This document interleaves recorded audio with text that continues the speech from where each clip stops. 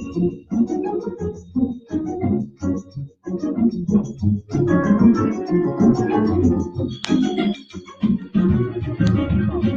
the very same time that America refused to give the Negro any land, through an act of Congress, our government was giving away millions of acres of land in the West and the Midwest, which meant that it was willing to undergird its white peasants from Europe with an economic floor. But not only did they give the land, they built land-grant colleges with government money to teach them how to farm.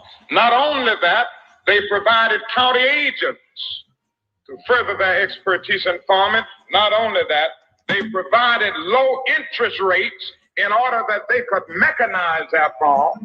Not only that, today many of these people are receiving millions of dollars in federal subsidies not to farm, and they are the very people telling the black man that he ought to lift himself by his own bootstraps.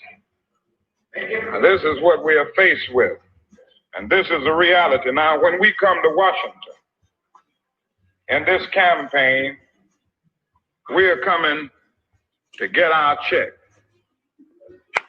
What's up, ADOS and our allies? You know who it is, family. Angela Nirvana, your hostess with the mostest on the Friends of ADOS TV channel.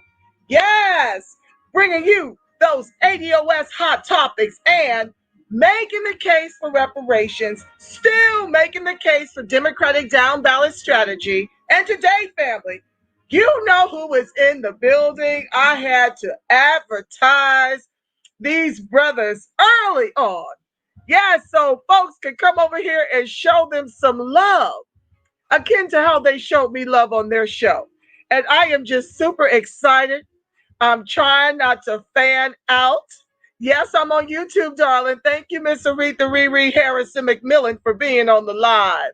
Since I'm here, thank you for being on the live. Glenn Pope, I thank you for being on the live. FFADOS now, I thank you for being on the live. BT, what's up, fam? LaFair Ward, I thank you for being on the live. Floyd Brazil, I thank you for being on the live. Who else? Trey X ADOS, Lyrica is ADOS. Thank you guys for being on the live. And shout out to Be the Power. Oh, they're in the building, family. I'm about to bring them up as soon as this intro concludes. What's up, Mike Michelson? Hey, yes, Naheem is here. Logic is here. Josh will probably be popping in and out. And I don't know about my brother Ali Bey, but I'm going to work with who is in the building right now, family. They're waiting to come on upstairs to see you, to greet you, to drop that knowledge, to drop their power, to just do their thing over here at the Friends of ADOS TV channel. And I am super excited. Shout out to those of you who have yet to chat that you're in the building, but I see you. Thank you so much for joining the live. Share. Start your watch parties. Do all of that. Yes, family, we still gonna make the case for doing what we need to do. I want to hear from the brothers about some of the things I've been speaking with you guys about in this space relative to things not fundamentally changing for the ADOS, okay? For the country. It is going to be a rough next 4 years, and I've been taking a lot of flack. What's up, Marshawn Patton? Thank you for joining the live. I've been taking a lot of flack because folks, want to act as if we can survive this without strategy. I don't know what we're going to do when they open up the floodgates to 22 million more immigrants who already outnumber us 2-1. There's 70 million immigrants in this country, and they're talking about another 11 to 22 million, right? So what are we going to do when the immigrants take this over and it's hard enough getting the reparations from the oppressors that owe us. I don't think you've quite seen an oppressor like you do when the immigrants get power. Oh, it's no joke. They'll smile in your face. They've learned from some of the best. So I'm not here to drag all immigrants. That does not mean all immigrants are in the art of oppressing us. But if it's this hard to get the reparations and Black agenda from the white folks in office, how much harder is it going to be once the immigrants overtake the election process. And I shared with you guys on my last show that Eva Longoria was right. Proportionately, the Latinx community that showed up for the Democrats slightly outnumbered ADOS. Why is that? Because they're 42 million. So if you take a 20% increase of 42 million, that outnumbers a 20% increase of what? 35 million, which is ADOS. So we're going to get into that and other things that are on my mind that I want to hear from these brothers who I have a great deal of respect for. I'm not going to delay it because I don't want to keep them on here for too long. They're on the East Coast, I'm on the West. So I want them to be able to share, and I'm just going to ask questions and pick their minds about what ADOS needs to do moving forward. Without further ado, let me bring them upstairs. Introducing Naheem and Logic Supreme from Be the Power. Stand by, family. Peace. What's going on, sis? How you doing? I am so excited to have you brothers over here. Thank you so much for blessing Friends of ADOS TV with your presence. I've just been waiting for this day to come. Just waiting for it. How y'all doing? Outstanding. Excellent. Well, you look excellent and outstanding and all of the above. Thank you. I know that lots of people in the chat know you guys, but I get people from all over the world that kind of tune in and what's up, Jay Burt, and watch the show. Can you guys see the chat? Yes. Okay, wonderful. So brothers and sisters are sending you guys lots of love. But could you please just share a little bit about yourselves? I'll let you go one at a time. Your influence on Black politics, your influence on the new Black media before we dig into our topic for today. Yeah, whichever one you want to go first. I'll let my brother Logic go first. He has way more political experience. Well, so first and foremost, thank you for having us on the program. Hopefully, everyone can bring a lot out, take a lot of takeaways from this.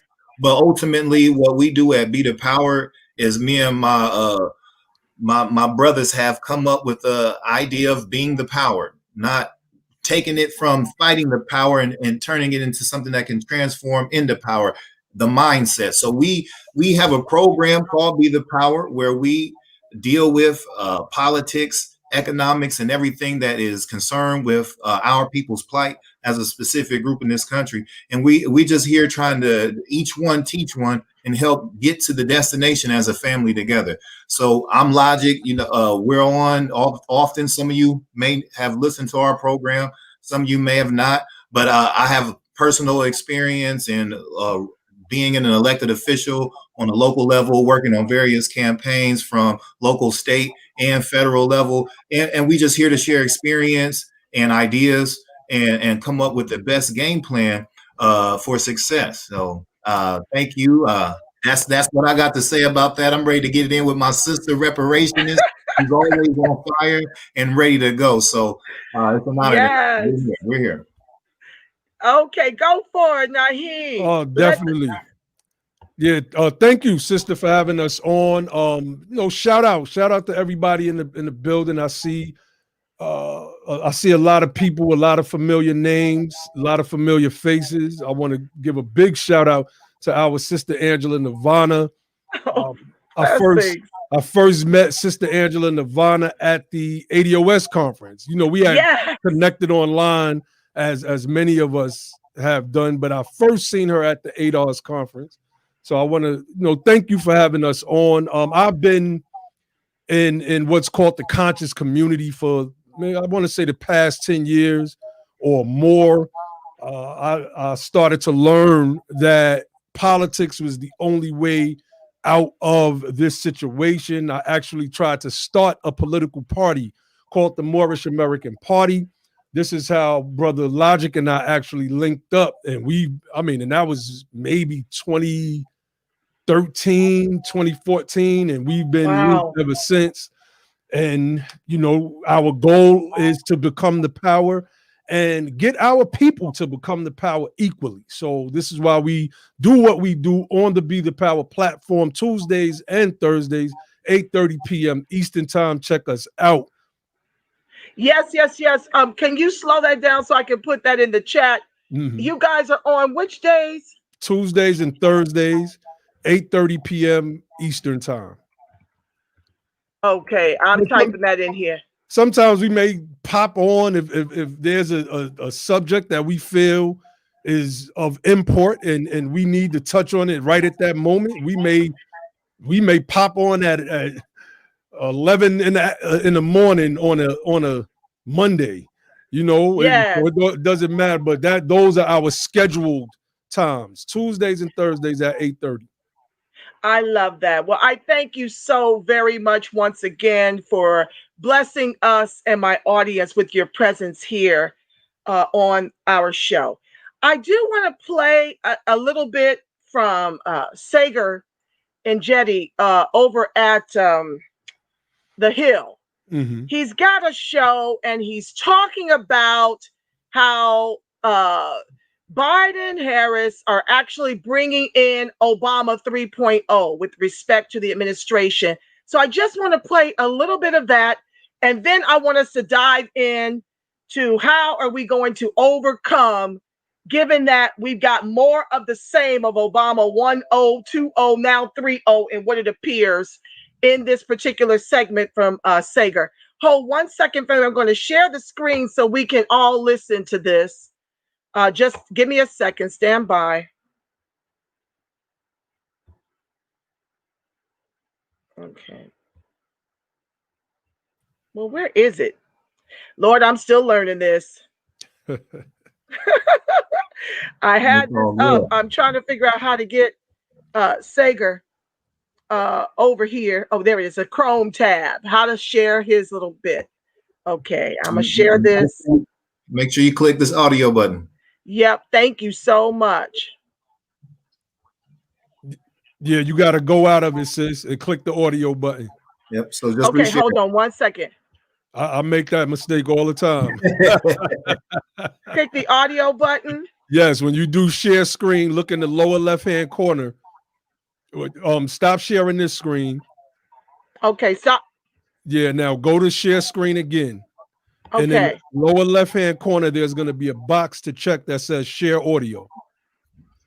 Share audio. I see. Oh, some screens let you share audio. Look for the share audio checkbox on the next window. Okay. I see. Thank you. You're welcome. Oh, Lord. Can you hear it? Well, no, share it. Now do the share screen. Okay. And then once you share it, then click play. We and everybody else in the audience should be able to hear it. Coalitions. Okay, there we go. Washington censors quickly. Okay, I'm gonna back it up. All right, yeah, bring it back. Okay, definitely. Joe Biden, incoming Chief of Staff Ron Klain, made some news on Sunday shows announcing that the first cabinet picks of the incoming administration will be announced Tuesday. Given travel schedules and all that, means sadly you won't hear our immediate reactions to that news. So I wanted to head it off by reading the tea leaves that his team has dropped across insider Washington media, and why, if your worst fear was that Biden would return us to normal, then it looks like that is coming to fruition. The first and worst clue to come that came from Axios was an innocuous-sounding headline, which means a lot more when you start to think about it. Quote, Biden aims to deflect fights over the first cabinet picks. That sounds nice, right? Wrong. That is a signal that Biden will pick people who overwhelmingly hew to the bipartisan consensus here in Washington. And as I've said here for a long time, the most dangerous thing is not what they disagree on, but what Washington agrees on. And lo and behold, if you read through the strategic leaks, you can begin to see the makings of a disaster in all three of the major cabinet positions at Treasury, State, and the Department of Defense. At Treasury, the pickings are especially bleak. Biden announced Thursday he had made his pick for the next Treasury Secretary, saying ominously, quote, it's someone who will be accepted in all elements of the Democratic coalition, from the progressive to moderate coalitions. Washington censors quickly started going off because it basically described two people to a T. One of them is Lael Brainerd, who we've covered here. She literally architected NAFTA and China's entrance into the WTO under Bill Clinton's administration, and she spent the interim 20 years in globalist institutions around Washington and now at the Federal Reserve with little evidence that she's changed her mind. The other person, though, that seems the most likely contender to me is Janet Yellen. Yellen is a nondescript former chairwoman of the Federal Reserve with a complicated legacy. But it's clear in retrospect she is at heart deeply conventional. She raised interest rates in 2016 by trying to slow the economy, and she put downward pressure on American workers' wages in service to conventional Federal Reserve policy. And on fiscal issues, it's especially bleak. Yellen is literally the director for the, quote, Committee for a Responsible Budget, which argues for deficit reduction. And when speaking recently about federal stimulus, said, quote, the fundamental problem of the U.S. debt path is not sustainable. In other words, Yellen would be, as Treasury Secretary, what she was at the Fed, which is a highly conventional neoliberal economist at a time when we literally need the opposite to get us out of the black hole that we find ourselves in today. Over at the State Department, things are not much better. Tony Blinken is reportedly going to be the next Secretary of State, and we've covered here extensively how Blinken is at the center of a sophisticated Washington influence firm called WestX Advisors, which literally advertises on its website how it will help, quote, develop a strategy for expanding market access in China to Fortune 500 companies.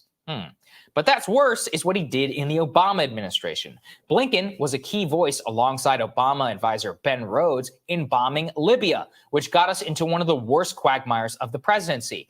And a 2013 profile of him in Politico describes him as having a, quote, liberal interventionist streak, which pairs nicely with Biden advisor Samantha Power's new essay in Foreign Affairs, which she describes how America is back under Joe Biden.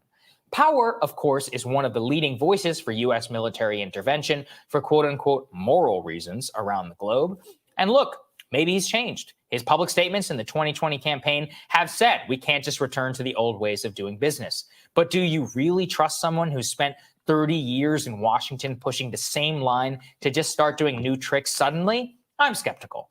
And finally, there is Michelle Flournoy, who is considered a lock for defense secretary. And it's almost comical that she is the founding partner of a business that I just mentioned with Blinken. Both of them refugees from a Hillary administration, setting up an influence peddling firm while out of power, and then possibly ascending to run the two most powerful government agencies in all of Washington. It's a great grift if you can get it. Flournoy is considered the god queen of conventional wisdom in Washington. She ran a think tank called the Center for New American Security, which fetishized bipartisan consensus on national security in D.C., and then left that think tank to monetize it with Tony Blinken. She's represented defense contractors, Google, pretty much every other part of the defense swamp that you can think of, who largely benefit from policies that she spent a career making, quote unquote, mainstream in D.C. The common theme in her views is that she's hawkish. And to the extent that she's disagreed with Biden in the past, it was because she wanted more troops in Afghanistan, not less. On Iraq, she's quoted as having a more interested in maintaining the presence that we have there. Are you beginning to sense a theme here? On the two most important foreign policy litmus tests of our time, she has been on the wrong side. The astonishing and depressing part here is that there is little evidence that she will depart at all from the course that she would have likely taken as Hillary Clinton's Pentagon chief 4 years ago. In many ways, Joe Biden is assembling the most Washington team of all time. Obama, at least, was kind of an outsider. Trump was too, as was Bush and even Clinton before him. They ended up becoming the swamp, but they didn't start out that way. Biden is just starting at the gate by putting them right back in power. He's revving up the old machinery at a pace that we have not seen here since the days of Truman and Eisenhower. And I think that we are going to pay a major price for it in the year. Okay, family. This is very concerning to me. Now, I know that Biden said that nothing would fundamentally change.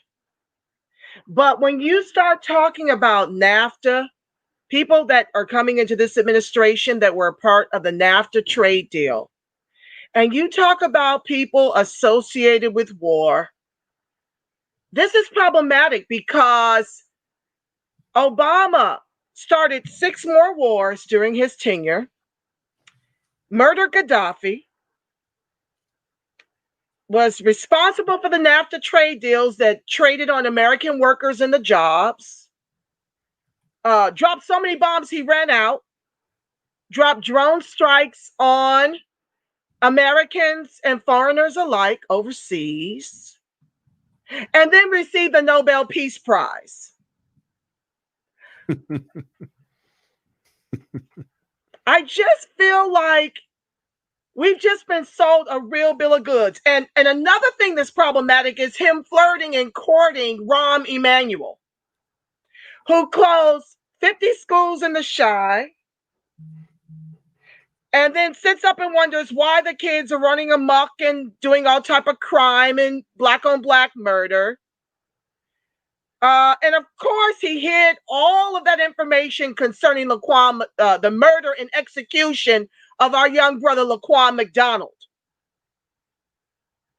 And yet we go to the polls, we turn up to the polls overwhelmingly this election cycle, although it was second to the Latinos, the Latinx community, to vote Biden-Harris in while buying into this narrative that Trump, who, oh, by the way, didn't do any of the aforementioned. I don't know of any new wars happening on his watch. Now, I'm not a Trump fan, but I'm trying to make this make sense as to how we can have these kind of records on Biden, records on Harris, knowing that Biden was associated with the things that Obama did as the VP. We can have records and allow the corporate news networks with 3 Ks to sell us on Trump as the boogeyman and end up replacing a racist in office for 4 years with one that has been in there for 47, 48, 50 years. I don't understand where do we go from here? That's what I need y'all to help me with. Where do we go from here? I'm trying not to lose patience with my people, but I'm getting dragged every which way because I've been calling folks out. They don't want me to talk about Obama. He's gone, but nobody wants to talk about how he keeps himself relevant, how he's continuing to weaponize ADOS-ness to the tune of $4 million in book sales in one weekend. But I'm supposed to be quiet about the misgivings of that administration that is now, because of our vote and the Latinx vote, has put this right back in our faces when we had sort of kind of gotten rid of it, at least on the Democratic side, when all of that can fall at the feet of the Republican Party. But I'm getting dragged for saying that the lesser of two evil and the identity and respectability politics must die for ADOS to thrive. Absolutely. Absolutely. I'll let you weigh in, Logic, and then I want to hear from you, Naheem. Oh, well, it's interesting. There was a lot said in that. Sorry. But there's like 3 major points that I want to touch on to kind of bring all that into perspective, right? So you got to pay attention to certain language that's being used, right? So they say, get back to normal, right? Historically, get back to normal is a phrase, a political phrase that usually means, let's get back to the flow. One person in this system has interrupted the natural flow and the order, and they're saying we spent too much time on that. Let's get back to normal. Historically, getting back to normal has never been good for our specific group.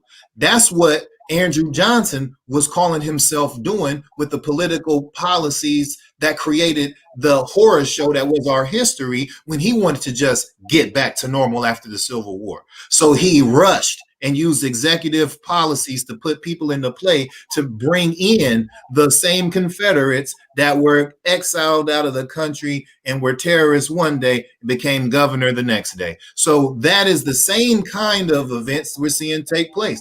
When they say Obama 1.0 and 2.0 and 3PO and whatever they want to say, all they're talking about is corporate structure. The oiled machine is back. We hit a bump in the road, but now the Democrat machine is back. Now we must understand that that machine is a corporate machine that has corporate interests. It doesn't have the interests of the people. So why our lesser of two evil mentality is absolutely foolish to begin with, we have to understand when you toe the party line, you're saying you want the nice boss that you can work for instead of the scary boss that you're going to have to fight. So that's what we've seen our people, the decision they made. They seen what the era of Trump ushered in, the energy that came with that. And they say, you know, that's kind of scary.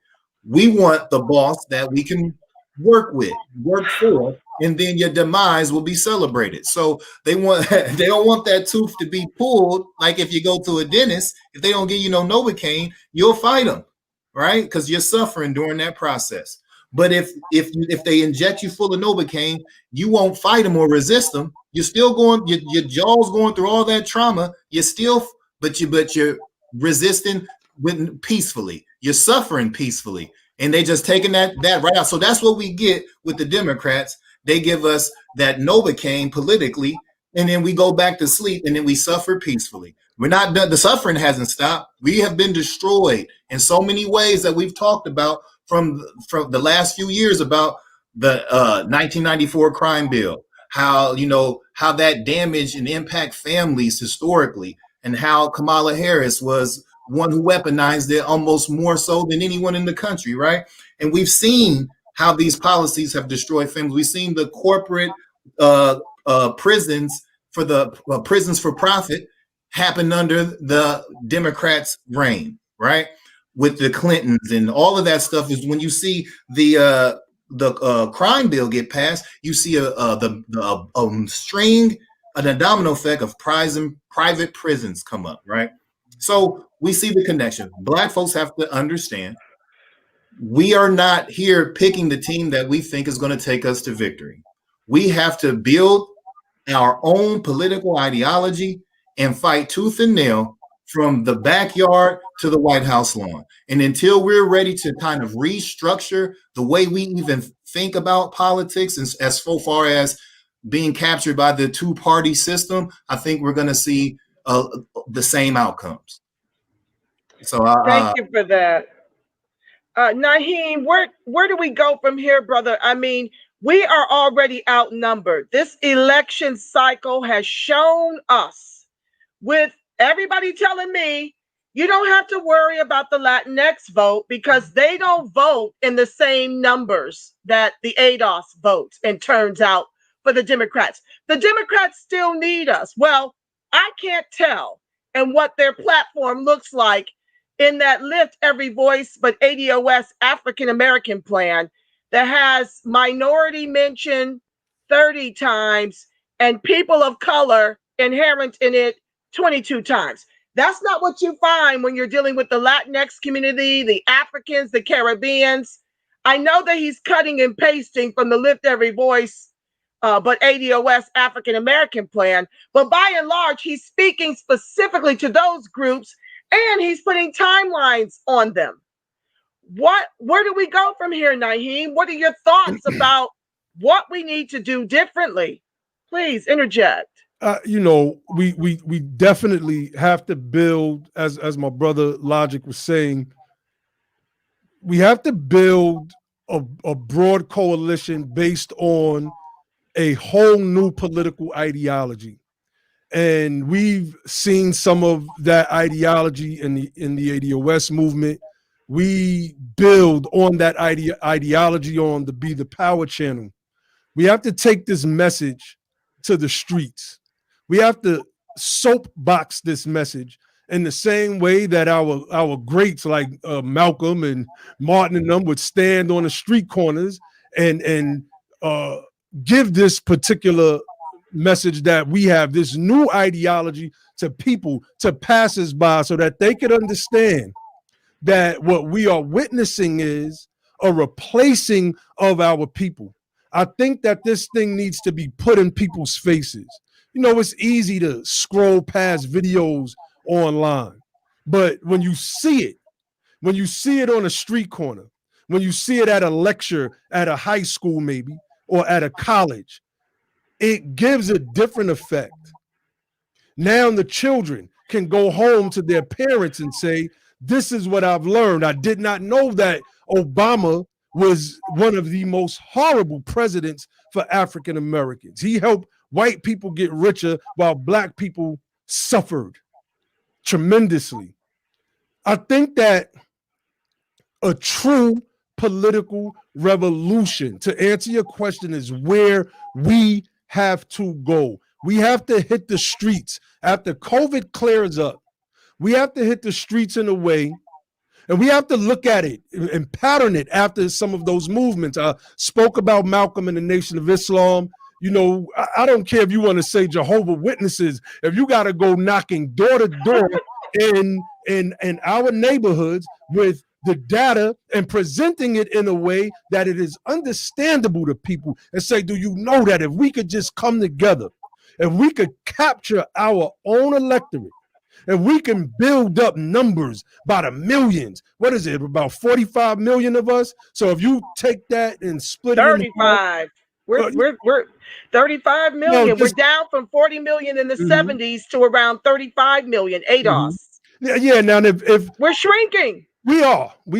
And I'm speaking of the black vote in general here, right? Because at the end of the day, like I said earlier, we're going to definitely need to build coalitions, but it's going to have to be centered around us leading it. So if you split that number in half, let's just say you have about 20 million eligible voters. One of the things that we speak about on Be the Power, my brother Logic speaks about it all the time, is that we're only 12 out of the 100% of us that can vote, only 12.5% of us do vote. We get massive turnouts during Obama's election and now Biden's election. But if we can do that for us, particularly during congressional elections in a state like, let's say, Mississippi or New York City or Chicago, not states, those are cities, but in those states, Illinois, New York, et cetera, and show them that we have a grip and control over our own electorate, then we can start to make the demands that are needed, because now they see, we can't win Pennsylvania without the blacks. We can't in Philadelphia. We can't win Georgia without Atlanta and those surrounding areas. We can't win this state we can't win Michigan without Wayne County. We can't win Wisconsin without, so we're going to have to cater to this group. I just wanted to, like, that's where we go. That we speak about all the time. Our brother Logic does an excellent job on the Be the Power platform and expressing this particular sentiment. So, that's my answer to that particular question.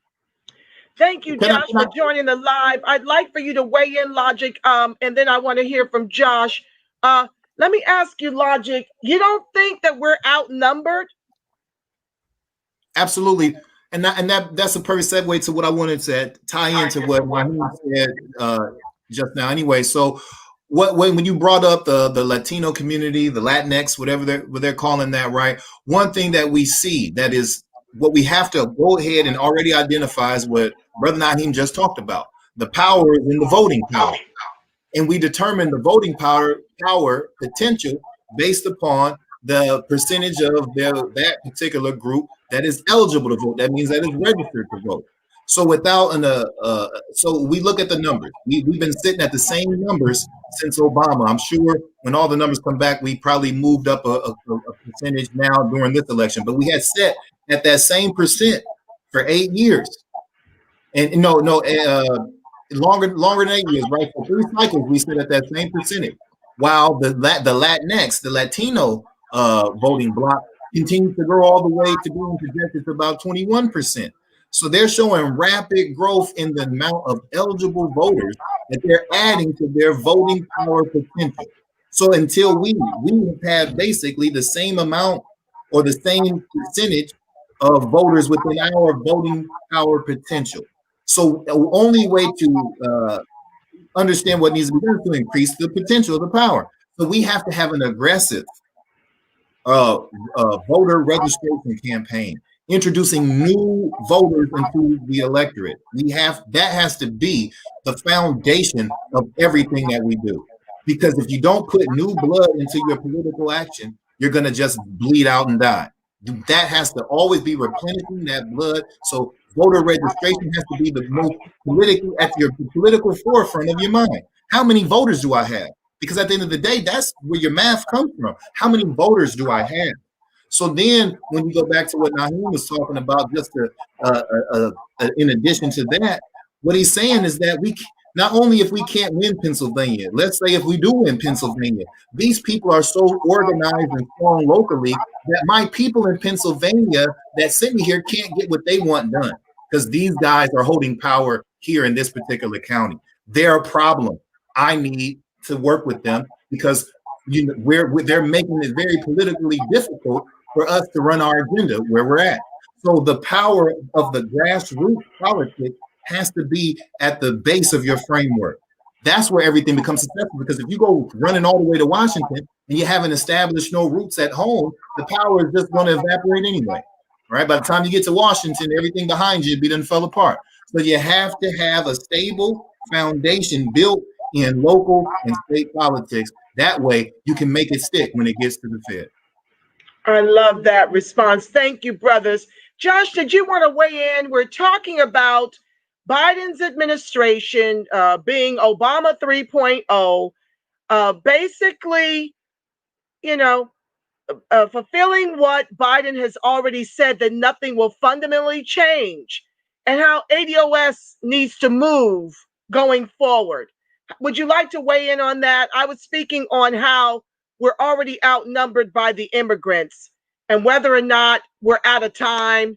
It just feels so pressing. I do know that 20%, we had a spike since Obama.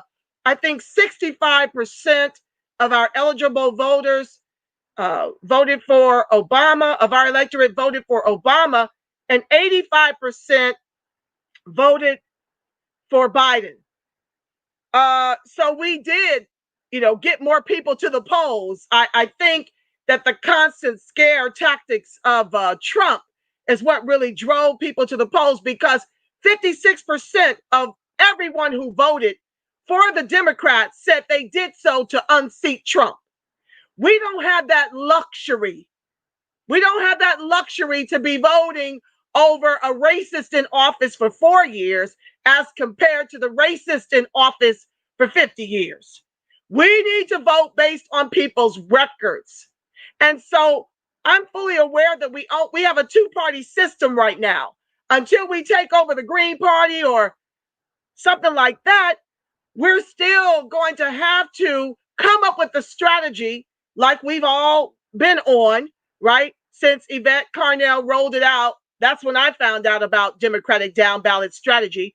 I think where we went wrong is that we should have flat out encouraged people. We should have helped them to understand how putting Trump at the top in a blue Congress would do two things. It would slow down the hemorrhaging of the government, of ADOS, wherein the government is concerned. For the first time, it would have gridlocked things to slow the hemorrhaging. And at the same time, we would have had a Democratic Congress in place to protect the over 42% of ADOS who rely on government assistance by design of institutional systemic racism. And I get what you're saying, Logic, that we definitely need to work locally so that by the time we work local and state, we'll have that Congress. But I'm just curious how to get that done when we see 85% of the electorate showing up to vote for the lesser of two evils. Like, I thought we had made, maybe I'm foolish, I thought we had made more strides than that, given how we've been in the trenches in the ADOS movement and Be the Power, FBAB1. Although, what I also believe is that we need to move together as grassroots, because Tyreek and them were voting Republican. And if we're doing Democrat down ballot, it's just a hodgepodge. You don't know what you're going to get, like a Cracker Jack surprise, if we don't take all of the people that view and follow us and teach them one formula. So, Josh, you guys be thinking on how to respond to that alphabet soup I just delivered, because that's how my thoughts run all over the place, and I don't have you for long. Forgive me for that. But Josh, if you can please weigh in, brother. Pick up anything from what I just said. Yeah, it was a lot. Hey, you were going in yourself, so I was just letting you, get it all out. Thank you. Yeah. So I appreciate you having us on the program today. And a big shout out to you for being consistent and getting the message that needs to be gotten out. And I always appreciated your passion and vigor in this space. So I just wanted to say I appreciate you. But it's very interesting, right? I was just reading something this morning, and it was talking about how, and I don't really want to come with the answer. I want to pose more of a question to y'all, and that is, I was reading an article. It was an older article, I believe, but it was talking about how Justice Democrats had been primarying, and pushing the primary, establishment Democrats. But the CBC was, kind of, they thought that they were just being targeted by Justice Democrats. Like they're only coming after the black Congress members because like they're low hanging fruit, like they easily can be replaced. So, like for example, they took Cori Bush and they ran Lacey out of there in Missouri, and of course, and a few others that had been targeted. They were actually successful with Lacey. But I was just wanting to get what do y'all think about that? Because of course we go in on the CBC, and at some point we're going to have to. Oh man, hold on a second. Can y'all hear me? Yes. Okay, I got a call. But at some point, I feel like we're gonna have to, in the same way, like when Clyburn comes out and says, "Joe Biden, I don't want nothing. I'm just happy. I just want to live in a good country and be decent and all that." And then you're gonna turn right around and say, "Well, why you ain't putting no black folks in office and all this kind of stuff?" Well, wait a minute. You told him you ain't want nothing. And so when you look at people like that, and he's not the only one. He's just the highest ranking one, and you're like, well, people like this need to be replaced. We shouldn't have people that are just gonna go along to get along and just see how can I preserve my seat and just remain in power. And ADOS is pushing to where like we're making a demand, and we're creating a lane for you now to take action based on the push that we and the demand we're creating with the people. So what you're supposed to do is I'm speaking in terms of CBC, what we should be seeing from them. We should be seeing them take our push and take the noise that we're making and the momentum that we're generating and make it to like, hey, this is what my constituency is demanding. This is what the people are demanding. This is what black folks want. Even if you look at ADOS as fringe, or is not as large as it needs to be right now, they could still leverage the amount of attention and the shaping of the politics that we are having and use it to kind of get in front of it, not get in front of our movement, but to get in front of the demands, you know what I'm saying? So to actually put policy behind it, that's how I look at and if they're not going to do that, then it shouldn't be the Justice Democrats replacing CBC members. It should be ADOS putting the pressure on to replace CBC members with reparationist fighters, people that are really going to put our agenda at the front of their at the front of whatever they're going to do politically. So what do y'all think about that? Logic, I'll take a breath and let you weigh in, or Naheem. Yes. So a couple things. See, all of this, even in Josh's explanation and a question, I guess. Everything goes back to, I'm saying, and I think this is a concept that we just really don't want to swallow, is that in order to be successful in any way at the top, we're going to have something in place, like you said, that we can all get behind, right? We have a thing of this two-party system.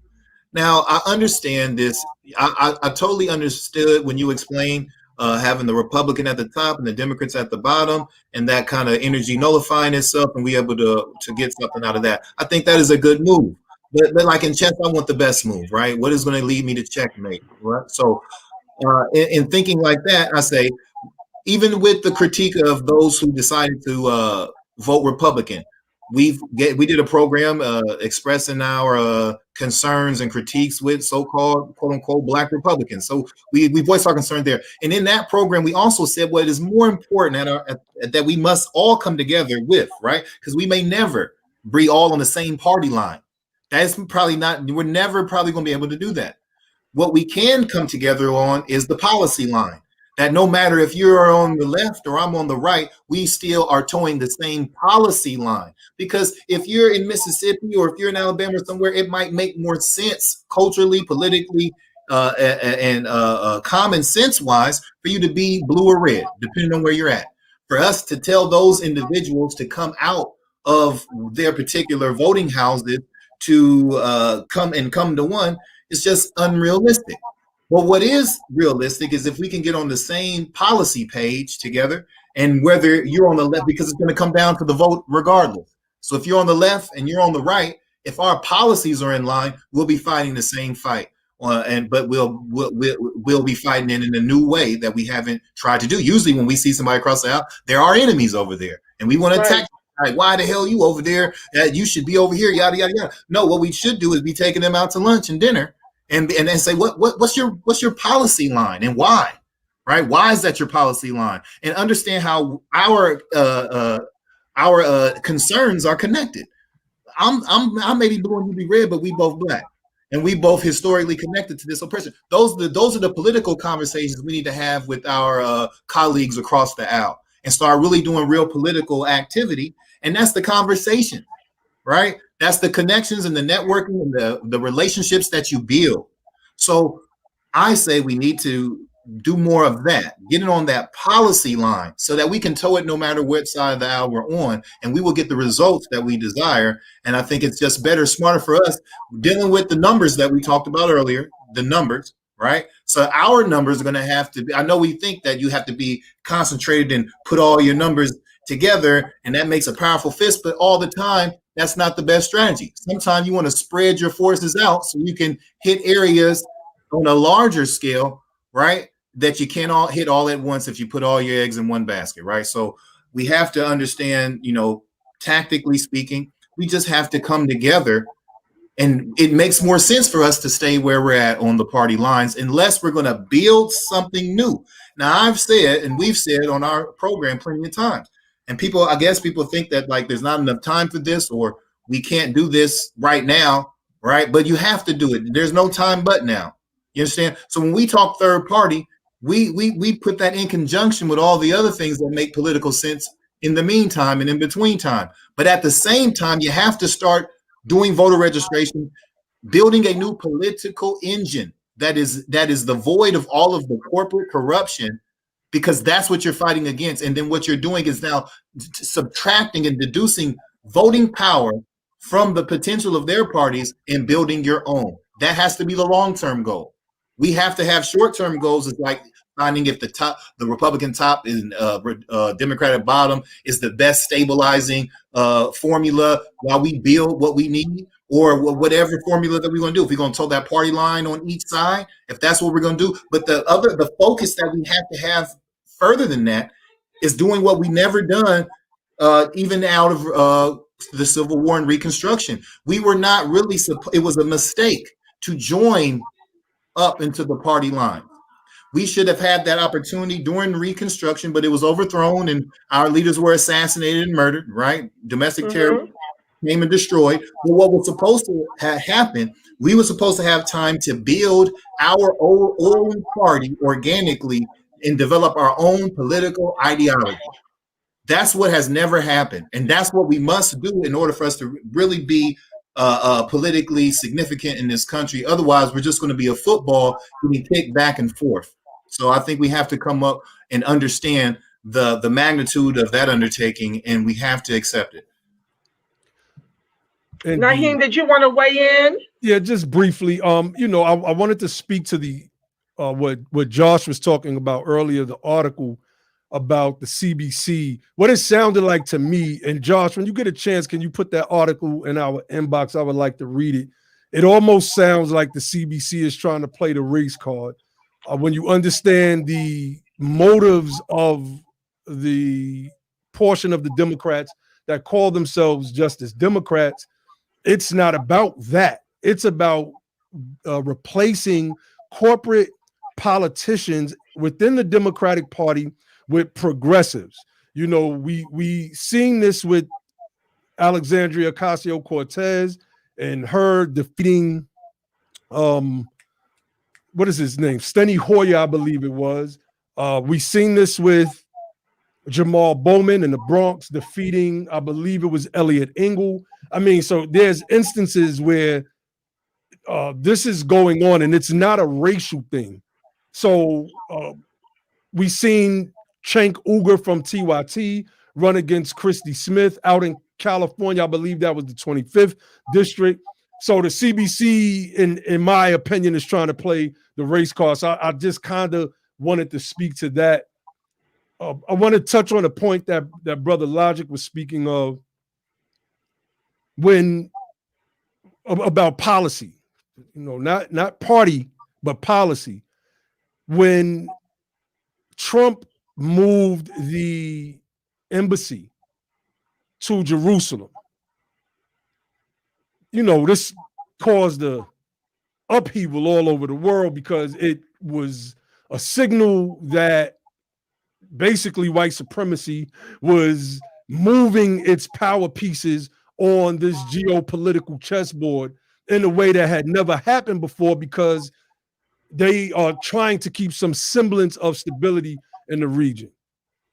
Now, Trump, the Republican, did this. This was embraced by the right in Israel and the left largely in Israel. But the person that also embraced it, one of the top Democrats, was Chuck Schumer. He sent out a tweet congratulating this move. Why? Because it was something that was beneficial to him. And until we, those of us who descend from the freedmen here in the United States of America, called blacks and Negroes and colored folks, or whatever term they want to call us, until we have that same type of understanding, that same type of thinking, we are going to be on a political hamster's wheel for the next 20 to 30 years. So I believe that what we're doing right now with Friends of ADOS TV, what we're doing with Be the Power right now, and other platforms that are speaking to the issue of becoming the power,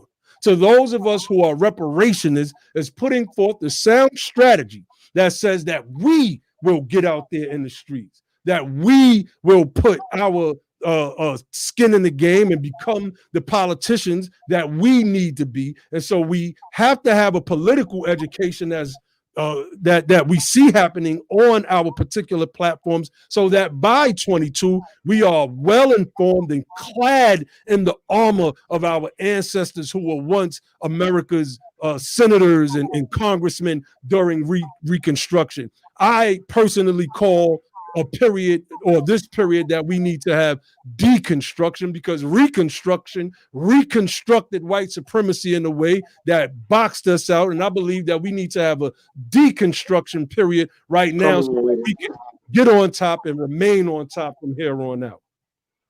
I love that. I love that. Yes. Thank you for that. Logic, where you were nodding your head. Did you have something you want to add to that before I move on to my next? I only have, oh my God. I always add on because I get fired up when my brother educating the people like that.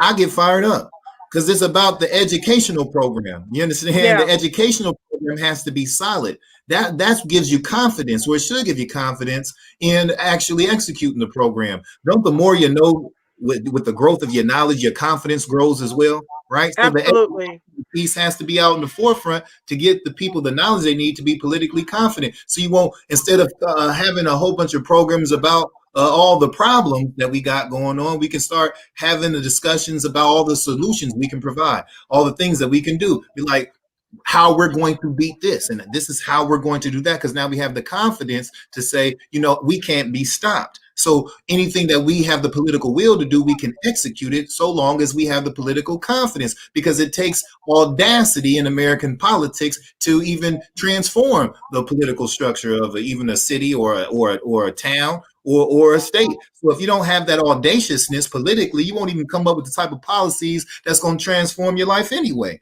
So right. It starts with the ideology, and we got to start stop having that, well, we can't do it because of this mindset, and we can't do it because of that mindset. We understand our lineage ties back into the mindset of we can make a way out of no way mindset, right? So we will find the resources that we need, and we'll use the resources that we have to create what we want. And if we use that, we haven't been able to be stopped in this country doing nothing else. You understand? So nothing, they've been trying to literally making us an extinct people since they ended chattel slavery. They have not been able to do that. So we know we can't be beat. We just have to get on the same policy page. Once we get on the same policy page, we will see the benefits come. And even I wanted to say this, when it comes to that, right?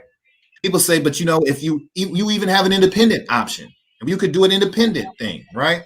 So long as they have the backing and the power of the people, because it's all about your political base at the end of the day, even if you're in the party structure, right? Even if you're in one of the dominant parties, it's going to come back down to, do you have a base as a candidate? Because that base is going to be what can offer a political consequence, whether that's unseating an incumbent, or if that's voting down a ballot, or voting against something, or getting to the people to create an opinion on a public issue. So we have to understand that. And even if you move independently, if you have the power of the people, you can be a Bernie Sanders. Bernie Sanders is independent, but he's the leader of the Justice Progressive, right? He's the leader, but he is an independent. He just caucuses with the Democrats, right? He's an independent out of Delaware, but he only caucuses with the Democrats for political convenience. They're the people that are furthest to the things he would like to do. So we could also have that same type of strategy being executed. We could have an independent Angela Nirvana, and she could just caucus with the Democrats if she decided. But you would have that base. Bernie has a solid base. He knows he's going to be the U.S. Senator when he runs, because he did his work at home. So now he knows his base is going to make sure he stays in the White House. That's all it's about. So and then another thing that you have to understand is about running independent. We know that we don't have a lot of money. Right. Money, right, is spent most during the primary elections, when those parties are having those ugly knockout, drag out fights within the party. But once the party primaries a candidate, now the party starts giving they start getting money for you. They'll give you money, and see, now the general election is economically easier for that candidate because they spent all their load on the primary, right? So once they win the party, now they have that's working for them, right? But an independent does not have a primary to run. So they can just spend all that time promoting and campaigning while the red and the blue, they're fighting each other to see who's going to be the primary. And you can just be traveling around the country because you're all still running for the same office. You don't have to run for who's going to be a Democrat candidate. You don't have to run for who's going to be a Republican candidate. You're an independent, and you can just run for the office. You don't have to do a primary. So that is a convenience in my mind. We don't have to do a primary. We can just run, put all our resources together, and spend all of our time actually running for the office instead of running for the party. And then that way you can spend all your time trying to engage and please the people, who is your constituency and your real base, instead of trying to gain the favor of the corporate entities and the special interest groups that got the party by the throat, so to speak. Right. Right. So if you're interested in doing the things that we know are necessary, we have to get the people who think the same way.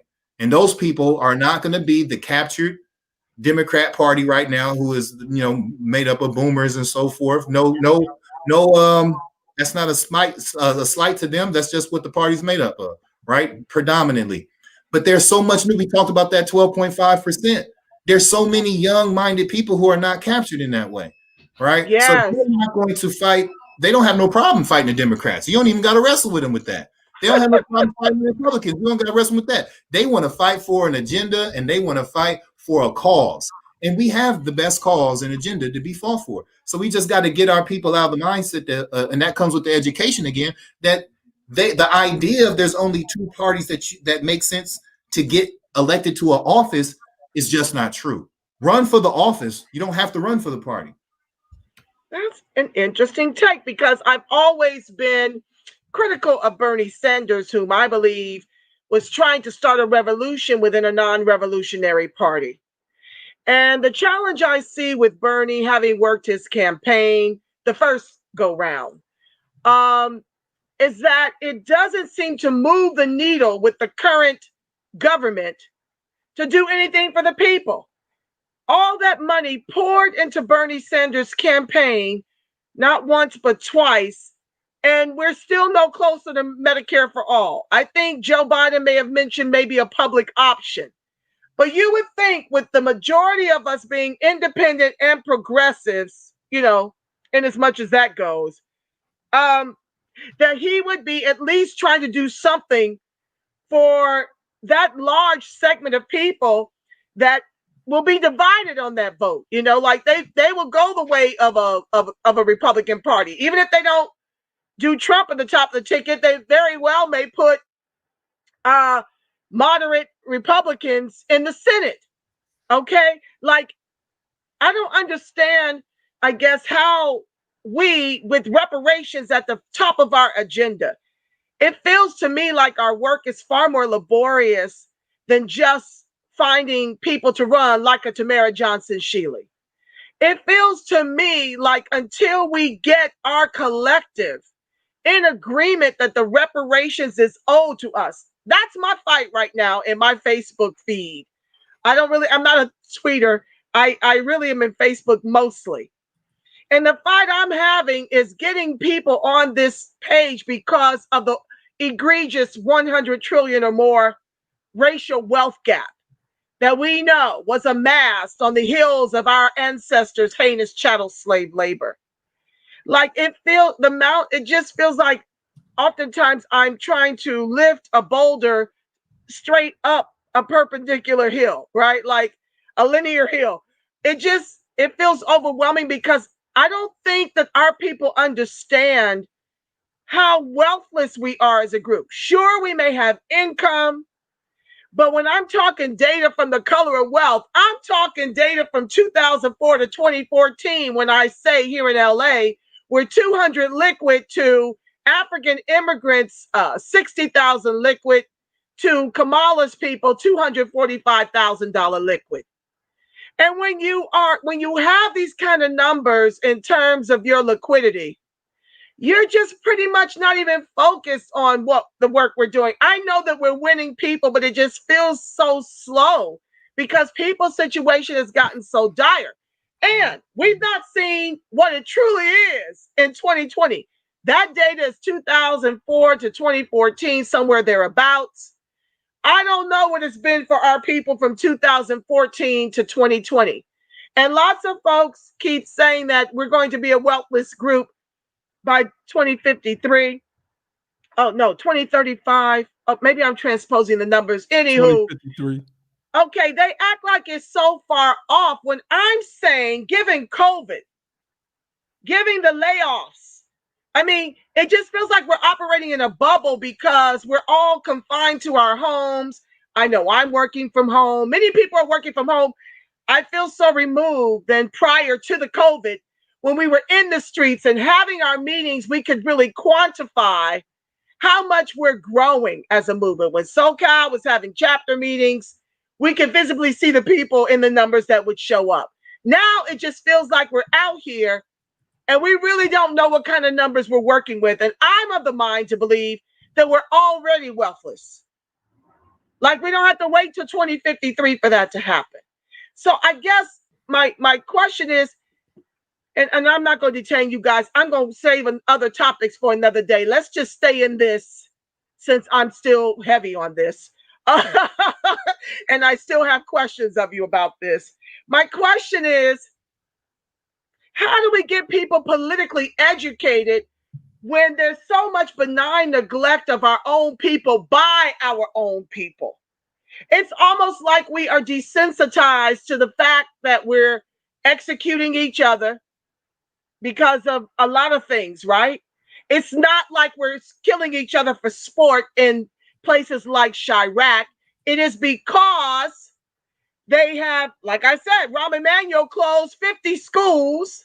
Like, you give us this systemic racism, this institutional systemic racism in our communities. You gentrify us out of our communities. You take the jobs out of our communities. Out here, we have 44% of the degreed, 6% of the private sector, no social capital at the hiring tables, told that we have to know Spanish when we show up to job interviews. Okay, it took me a good year to land the position I currently have with my degree and wealth of experience across industries.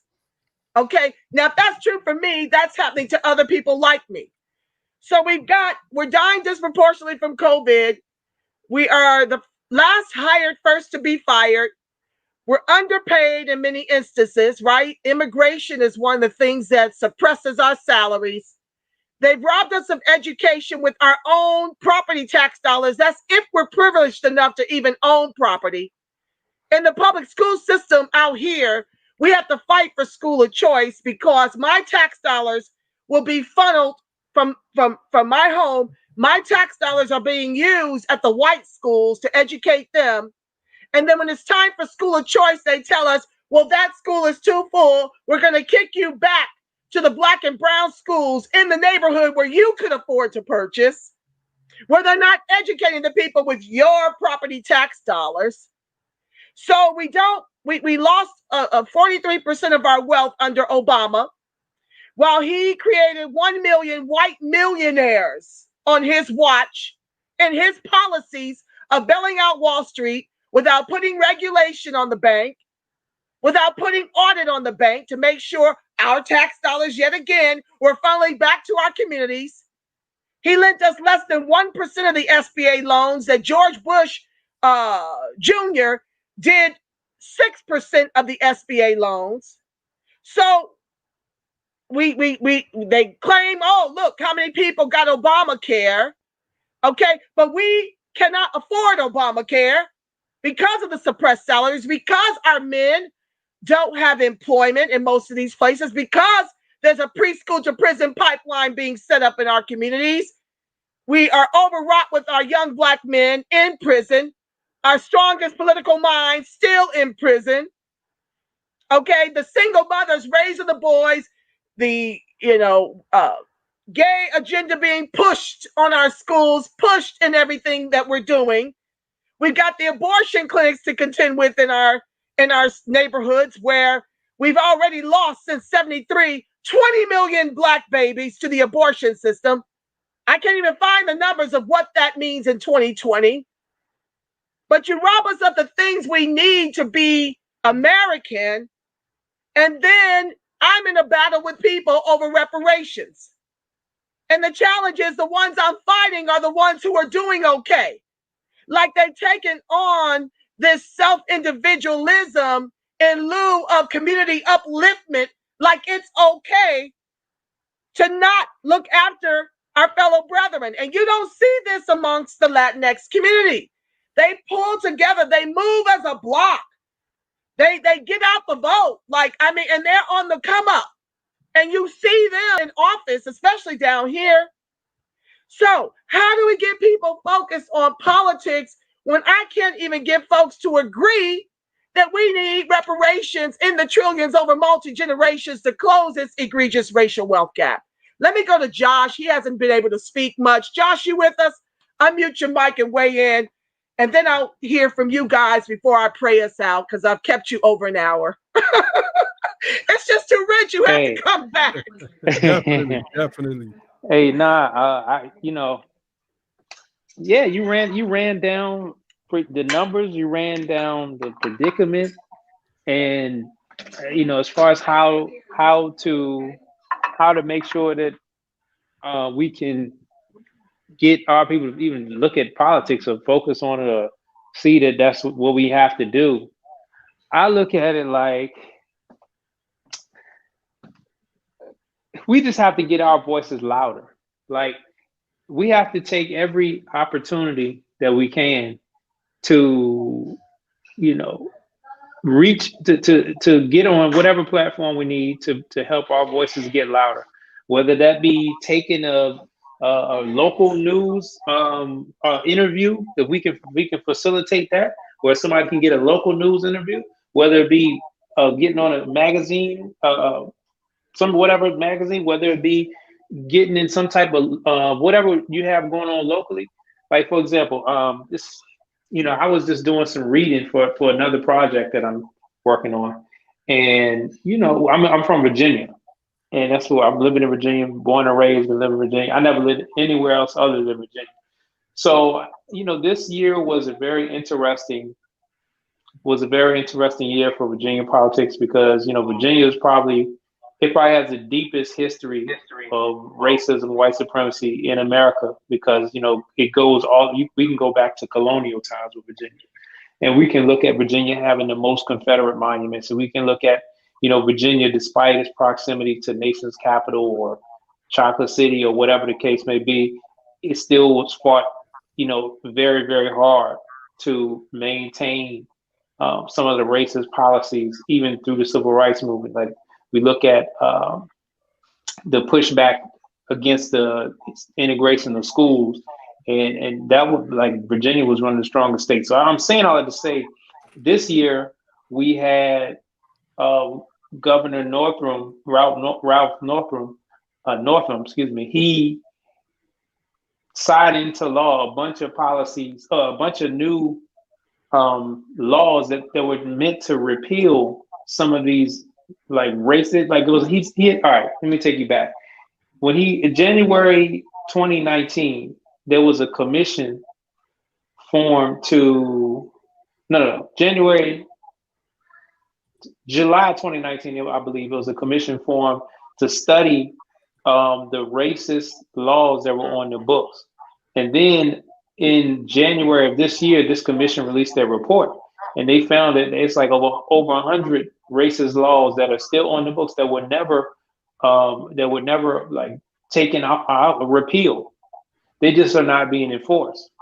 And so when we look at what happened with George Floyd, and that just kind of sparked, you've seen all these Confederate monuments and stuff going down. But then I'm looking at, all right, now he actually he signs into law a commission. It's not an HR 40 type deal. It's not one of these local ones, but it's a commission to study slavery, and the effects on the economic effects of racism and stuff in Virginia.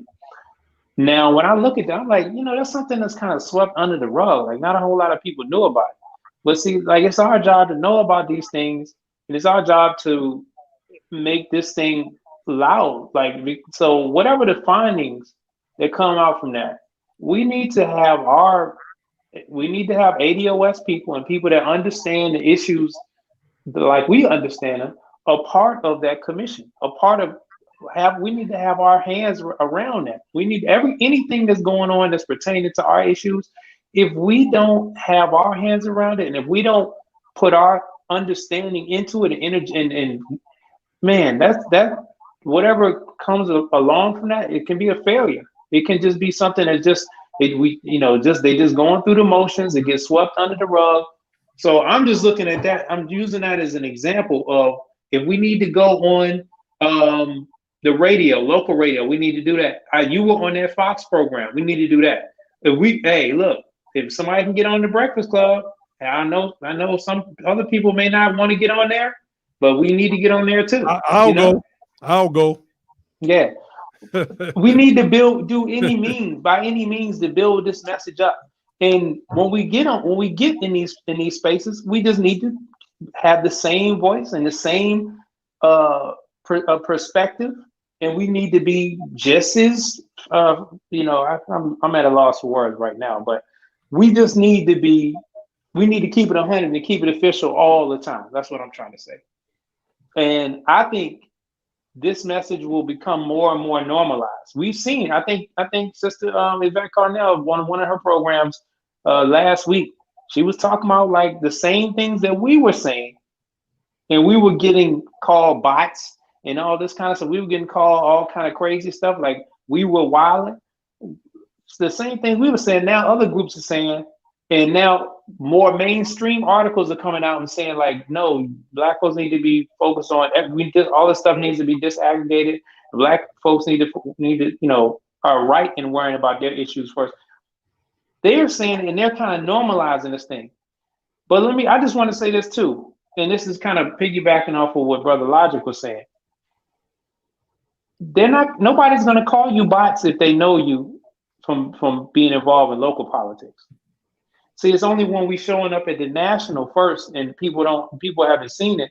Now, we can get to call those group bots. But if the people that are the loudest voices are actually known from being grassroots locally, nobody's going to call them bots, because all the people from the local cities and towns and states is like, nah, we know them. They've been talking about this for a while. We know them. They come to the meetings. They come in communication with the politicians. They lead marches or whatever the case may be. Whatever it is, we know them. There's not no bots.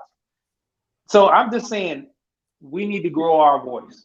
That was a long way of saying it, but we need to grow our voice. We need to grow our influence, and we just got to keep being consistent. Thank you. Logic or Naheem, who'd like to weigh in next on us being so distracted and a solution to pull the focus back into doing real politics, and how dire it is that we do so sooner than later? Either of you would like to weigh in on that? I'm just going through the comments, flashing all the love on the screen for you guys. I just want to jump in real quick. We at Be the Power, we have canonized and lionized some of our great elders. But we didn't agree with everything that they said, right? We don't, just because they said something or they stood for something, we look at the results of what individuals have said. The results of individuals, and match them up with their words. And sometimes the words and the results don't necessarily match up. But with that said, I would like to share something to sum up my sentiment insofar as what we're talking about tonight, what Josh was just speaking of, and what our brother Logic was saying as well, with the elder Malcolm X. So if you can pull that up, it's a quick 45-second clip that I would like to play. Did I do it right? The so-called Negroes become politically mature, realize the power that they hold in the field of politics. Let me bring that back. Politics. I would suggest that the so-called Negroes become politically mature, realize the power that they hold in the field of politics, and then once the person who is running is aware that this man is awakened to the power that he holds, then that person who is running will approach that Negro on a more intelligent plane. As it is right now, most of the Negro leaders sell out to the white politicians for crumbs. And a political awakening among Negroes will make it impossible for the present Negro leaders to sell our people out as they've been doing in the past. So you do think Negroes should vote? Negroes should do whatever is necessary to bring about a complete solution to their problem. When I say whatever is necessary, whatever is necessary. So, we hear our great elder Malcolm. He wouldn't commit to that vote question at the end. I think that was a part of his being so apolitical within the Nation of Islam. But one of the things that he said initially when the audio starts, the video starts, is that we need a political maturation that's on another level. We will not expect everybody to get the same political maturation. And this is why leadership is important. We can't have codes leading us. We need men and women, boots on the ground, that could go amongst the people, particularly in the streets. That's where most of our votes are at. They're in the streets. And while we may not be able to say, look, we need you to stop the gang violence and all of that stuff, we could still get them to go to the polls and say, look, we need truces on these days so that we could get to the polls and we could get the voting. We see what happened during the 2020 Biden election and how we all came out because people wanted to get Trump out of office. Now imagine going to the polls because we're trying to close the racial wealth gap, and we have to talk to our people like this, because you could potentially get $400,000 to $800,000 in reparations if we could pull our political power. I'm not asking you to stop doing what you're doing overnight. We want you to, but this is what we need. And there's a chapter in our teachings that deal with that. And those that are familiar with the book we call the Circle 7 know exactly what I'm talking about when the prophet Jesus goes and sits down and he's having a conversation with the prostitutes and the thieves and the gangsters and everybody else. And he's just having a normal conversation with them. And I think we need to take a page out of that book and go tap into our untapped oil reserve, to use an analogy, if you will, and that is the untapped voting block, so we could get our people to the polls, take over our local politics, and let that translate into a leverage that we could use during general elections. So that's basically my spiel. I have to run, but I want to thank you, Sister Angela Nirvana, for having me on. I obviously want to thank my bros. BTP is in the building. You already know. And I got to get off. I'm going to listen to the rest on YouTube. I have to do some things. And honors to you, honors to the family that's watching. Peace and love. I love you all. Thank you so much, Naheem, for being here. Logic, do you and Josh have to run just yet? I'm almost done. No. I forgot I want to hear from you, and then I'm going to go through some of the comments over here so we can address put a button on it for some of the more pertinent comments and questions. But please weigh in. So you said it and you mentioned it, you spoke to it, and I saw some comments in the comment section mention it, hitting on it as well, about the dangers of immigration, right? Immigration, however complicated to deal with, it must be addressed and dealt with. It is a serious problem. It's a serious problem in California. It's a serious problem all throughout the South. It's a serious problem everywhere. And when we're talking about the racial wealth gap and eliminating it with an act of reparations from Congress, we have to understand this in the meantime as well. We are getting our candles burned out at both ends with the low income immigrants that come in and with the utilization of the HB1 visas, with a high end special skill opportunities for foreign exchange. You understand? We're getting burnt out. All of the federal attention is going to foreigners, whether legal or illegal, instead of federal grants for Native Black Americans like you and I to take those with those same special skills that we prove that we have all the time, and to take those programs and to turn them inward onto the day one citizens, right? The day one citizens, and promote them and elevate them. We're elevating the high skills, the high end of it, candle getting burnt out. Then we come down here, all of the jobs, and people try to say, well, Black folks don't want them jobs anyway. That's not true. Right.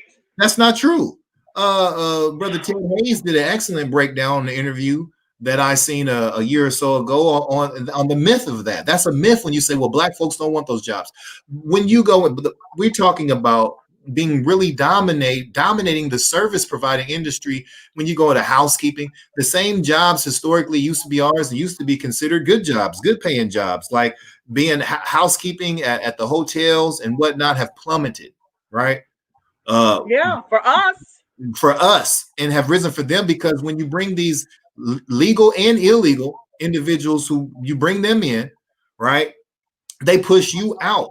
And not only that, at the same time, now they depress the value of that job. Now that job, they know we live in America, we from America, we ain't never been nowhere else but America. We understand the value of an American dollar, and we know our worth. We should in some aspects, right? So when we demand $15 for a job, someone to come and do for $5, right? Now that all that greed that goes into that decision of paying them instead of us now depresses that job. So now that job used to be a $15 an hour job 10 years ago is a 10 to $8 to $10 job now. But you got Jorge and Louise and them taking up all them jobs, right? But see, the thing for them, they come over here. $60 a week is a lot of money in pesos in Mexico or wherever they may come from. So they import this low skills work, right? And it's a serious problem. And it's been a serious problem. And the Democrats, this is not just a Republican talking point. The Democrats champion this kind of policy and the dangers of immigration to the national interest, particularly our national interest. They champion this in with a great mind, Barbara Johnson, right, championing a senator out of Texas for the Democrats, championing immigration policy, and was speaking to the dangers and the impacts of that. I suggest everyone look her up. I got a short clip of her, if you that you can pull what I'm sharing, and we can absolutely. Thank you. So this is real brief. Anyone, you can look her up, and just, she really kind of is like the trailblazer for the present, like, immigration reform that the Democrats used to kind of champion. So let's take a look at it. The Commission finds no national interest in continuing to import lesser skilled and unskilled workers to compete in the most vulnerable parts of our labor force. Many American workers do not have adequate job prospects. We should make their task easier to find employment, not harder. Paid for by Numbers USA. All right, so that was just a quick insight to that woman there. I think it is very important for us to go research that woman's work. She was speaking to that, and that was 1994. She had this commission on the impacts of immigration, the national interest, how it affects us, our group of people particularly, and the damage that it had done to the labor force. The labor force took a major hit, and if you understand, the labor force has historically been a cornerstone for Black men being able to provide for families working in the labor force. That used to be considered another good job, but that's something that we're being locked out, and immigration is being used as a political tool to do that, to make investors and interest groups happy for the cheap labor. So we have to, this is a policy line that we all should be able to toe. Whether you're a Democrat, I just showed a Democrat champion that type of policy. Whether you're a Republican, you hear Republicans promoting these type of agendas all the time. This is an example of a policy line that we can all toe, and we can get together. So if you're looking at an icebreaker for one of our colleagues across the aisle, wherever you be, this could be the potential icebreaker that we can find our common interests around and politically start building a relationship, let's say, on that, right? There's a multitude of policies that we can use. This was an example I thought was fitting for the conversation because of the whole immigration. I really urge you to, the listeners and everyone, to do the research on Barbara Jordan and understand the commission work that she did, the data that came out of that. And you can use that because it really speaks on the ongoing problem. This is not just a problem that just appeared. This is something that has been perpetuated on both sides of the aisle because they're both profiting off the high-end immigration, the low-end immigration, legal and illegal. And you see the Democrats even taking it further, saying they want rights for illegals. You know what I mean? Absolutely. We're fighting for rights for day ones. They want to jump over the day ones and do policy for people who still ain't citizens. So there's nothing in the national framework, in the Constitution, that says we have to have immigration at all. This is immigration is not a right. It's a privilege. And us as citizens need to understand that's the privilege that if we decide to bestow that upon them based on the national interest that's involved. So people always kind of say, well, you're xenophobic and you're this and you're that. We can't be as afraid to challenge those attacks because what we're talking about is the national interest of our group. And if this is not about your feelings, this is about politics. And politically, this is dangerous for my group, and I have to put my group above any other group. So there's nothing you don't tell a nation of people who they can and who they can't allow into their country. That's for that nation of people to decide. So we understand that we are like the original families that founded this country. We have more of a say than anybody, or we should, or that's how we should be.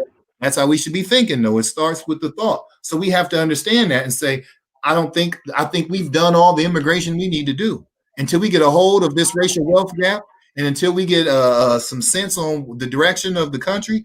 Democrats, I don't entertain let's do something for everybody, legal and illegal. We can't turn the White House into the Oprah Winfrey show where everybody gets something. We're not doing that. We have to play the politics, and politics is a very selfish business, and you better get selfish because everybody is out there to garnish the resources for their group, and it's a fight for resources, and we have to fight for ours, and that's just the reality of it, so. You're absolutely right, Logic. I do want to weigh in on what you just shared about how people claim nobody wants to work those jobs. Well, number one, who was working the jobs before you flooded the country with immigration? Number two, yeah, we don't want to work the jobs for practically free.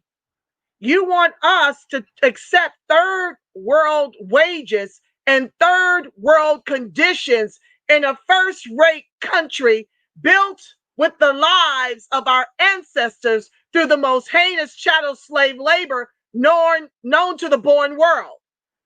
So, yeah, we understand that a lot of these employers want the legals and illegals alike because they don't have to have their feet held to the 1866 civil rights that we can exercise to sue for discrimination. We know our rights. And this is even as bad with Black immigrants in this country. What they're failing to tell us is that Latinx and Black immigrants alike usually come over here with a greater wealth position and more education. And then they are placed above the ADOS in line of the affirmative action. Then they get set aside in certain entitlements to build businesses in our communities and to dog us out as bad, if not worse in some cases, than our white oppressors. Okay? Also, I want to add to what you shared is capitalism requires a bottom caste. And they have decided it is the ADOS from the time they brought us over here in chains. And that's a bipartisan agreement. Okay? Trump can say all day long, I'm going to build a border wall. Okay? But, at the same time, he benefits. He can say all the day long that immigration hurts Black people, because he's even said that.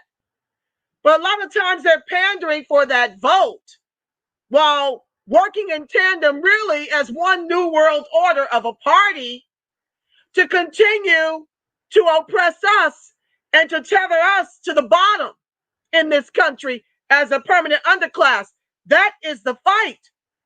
And this is why we must become more politically active and we must become selfish, which is another point. We have a hard time being selfish We have a hard time putting ADOS first, second, and third. And this is what I'm feeling in terms of a lot of resistance I'm getting from the ADOS lineage. How dare you not wail and gnash your teeth over the children at the border in cages? Well, does anybody want to talk about how Obama built those cages and he deported twice as many of the immigrants than did Trump? Why? He had ICE on his side. And now ICE and the sheriff's department out here won't allow ICE to arrest them when they come out of jail. And now they got lawsuits.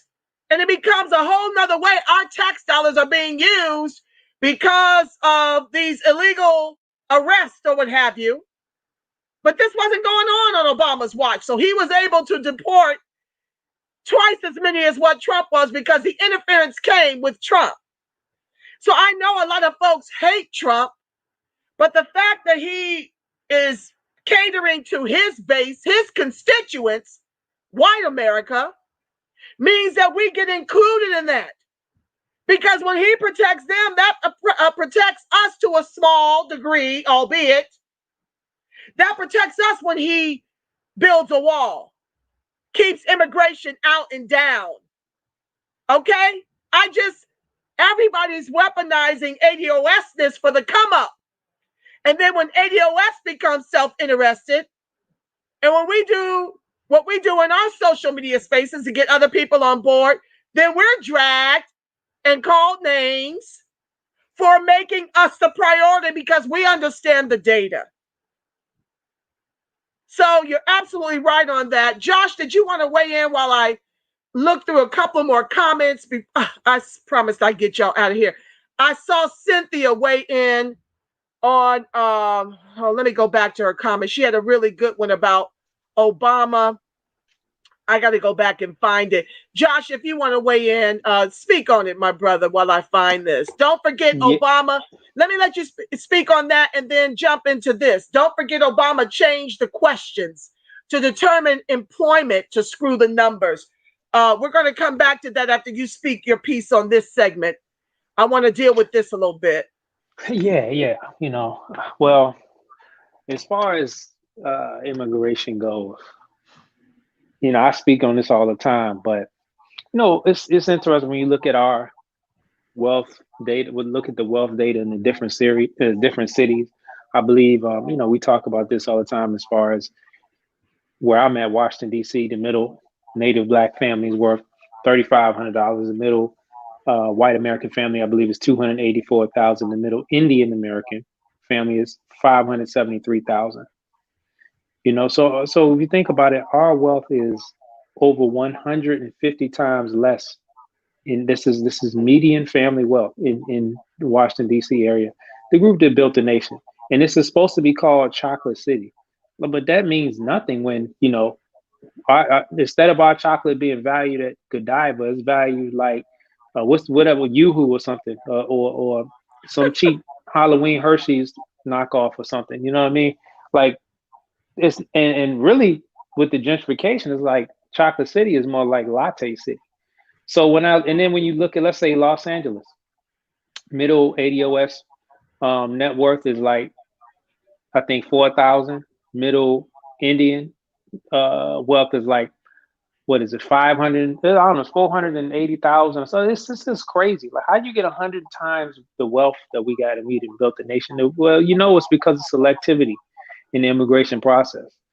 People, they're not picking the Dalits and the people that's sleeping on the street and falling, they're going in the outhouse to go to the bathroom and falling in the pool of doo-doo.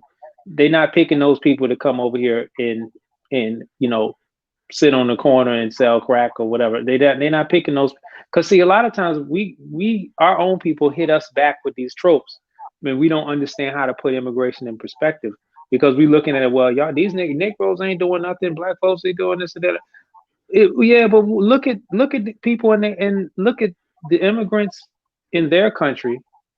They're coming from, like, the people that are coming over here are like the cream of the crop for the most part. That's it. Those are more likely to be successful, more likely to have a higher education or higher social status or higher economic status or or have higher propensity to take risks, whatever the case may be, right?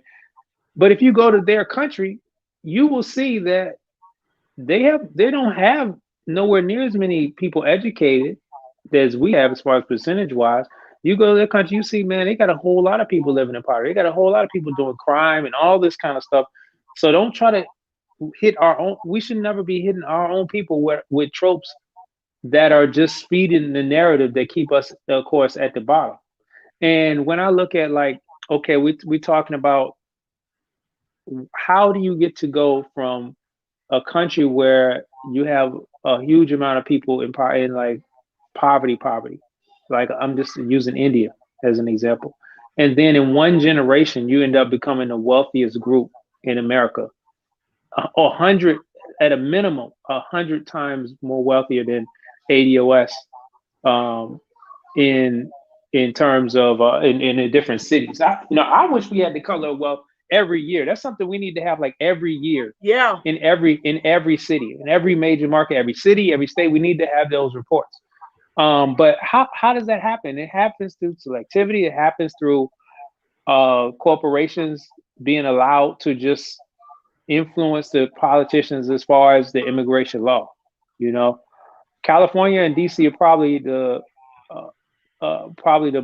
one of the most highest offenders of that, because this is where a lot of your technology companies are. You know, and the technology companies, whether it be medicine and medical, whether it be information systems or whatever the case may be, software, hardware, like your Googles, your Apples, and all those other companies, right? Social media companies. All these people are looking for high skilled labor, and they're able to get it easier and quicker without having to do the having to get involved or having an interest in the political work that it would take to fix that discrepancy of qualified prospective employees, right? We should have way more way larger ADOS pool. But if you think about the history of discrimination, the history of missing out on that education because we not able to get access to the school, or because we don't want to get mountains of debt. You know, if you look at the percentage of ADOS people that have to get in, they have college debt compared to white folks, like we have a way larger percentage that got to get college debt. So all of that is a part of like immigration is allowed. It's allowing corporations to make an out. They're getting an out by not having to get involved in the political work that it's going to take to fix discrimination, to fix a skilled labor shortage or whatever the case that they claim. And the Democratic Party is getting an out because now they don't have to give an agenda. They don't have to do anything to fix, us, to appease their donors. They don't have to do anything. They can just and to get new voters, they just have a policy that is more amenable to those people that are coming over here, and they can build up a large enough group of those people to help them get wins. And we all know that most of these people are not going to a lot of them are not going to your rural areas. They're coming together in large cities. So that's just helping to basically solidify all the cities as being blue, and I think that us talking about this and getting it like this is one of the issues that put gasoline onto the fire that was Donald Trump's base, right? And this is something that we have to continue to talk about. But I feel like when we talk about it, we have been facing the issue of mainstream media shaping the perspective. Like the Democrats' establishment message gets cemented into a lot of our people. So then when we come across them with this message that, look, you need to be self-interested. And I don't even call it selfish. I call it, you need to be this thing is about justice. So it's not even about being selfish. It's about doing justice for your own self. And it's also about self-preservation. Like, this is not no luxury, you know. Like, selfish is when you already got all the stuff, you already got all the food, and you know, other people out there hungry, and you see them and you don't want, and you see some new food get made and you take that too. That's selfish. When you ain't got no food, when your refrigerator is empty and your baby's hungry, and you know you owe people money, they might come for your head, and so you see a little something come out there for you, you getting it for yourself and making sure you fight for what's rightfully yours. That ain't, to me, that ain't selfish. That's part of self-preservation. And amen to that. Yeah, but you wanted me to speak on that other piece as far as Obama. Yeah, don't speak on that yet. I want to make a comment on what you just shared to give another lens. I need my audience to understand that what Josh is speaking to when he says Dalits, we're talking about Indian. Now, we're talking about being here over 500 years because we were here before 1619. I want to say we were here as early as the 14th century. Okay. We've been here, ADOS, that is, that long, and we now have a VP within one generation who spent most of her young adult life over in Canada, went to Howard, learned to ski wee, and within one generation is now the vice president, within a stone's throw of the highest office in the land, while weaponizing blackness, which is why ADOS demands the distinction. We have got to unflatten blackness so that we can see the 90% of the blacks that are ADOS are tethered to the bottom of the country we built, our ancestors built with their lives. And to Josh's point, that magnifies the justice claim that we are owed. We have got to beat this reparations justice claim like a steady drum. We can't just show up during the election cycles, which is why my show is going on, which is why Be the Power is going on, which is why Cynthia McDonald, who's in the chat, shout out, 13% is doing this work. Yvette from Breaking Brown, Tone from Tone Talks, Tim Black from TBTV. I could go on and on. There's a lot of new Black media that feel the sense of urgency of the replacement of ADOS to extinct us and our claim. So when you've got someone like Kamala who looks like us and is now within a stone's throw to rule the richest, wealthiest country in the world, and then she tells you she's not doing anything specific for your group, while having an agenda to give H-1B visas to her East Indian Brahmin caste, because she never deals with Jamaica Black. And understand about Jamaica, they've got various ethnicities in their country too. It's not just African Jamaicans. Her father is Indian Jamaican, and he proudly boasts that he descends from slave owners. In India, okay, they are understanding that she weaponized blackness to get the second highest office in the free world, okay, in the born world. But to identify as Black is offensive. Her middle name is Desi. Desi means pure Indian, which is why I know that her father is not African Jamaican even. He is Indian Jamaican. Her middle name says it all. Look it up, Desi. You understand? So when you're talking India, you're talking East Indian Brahmin caste at the top of that food chain. The color of white is green, family. I need you to understand you can't identify white by skin tone. We have got to break that conditioning. Just because she looks like us doesn't mean she's one of us. Just because Barack Obama looks like us doesn't mean he's one of us. When you're talking East Indian Brahmin caste, You're talking the top of the food chain. You're talking white in India. You're talking about the wealthiest group. When Josh referred to Dalit, okay, that's the bottom. This is Dalit. When my apologies, Martin Luther King Jr. went to India and understood the economics there. He came back to this country and he called us the Dalits.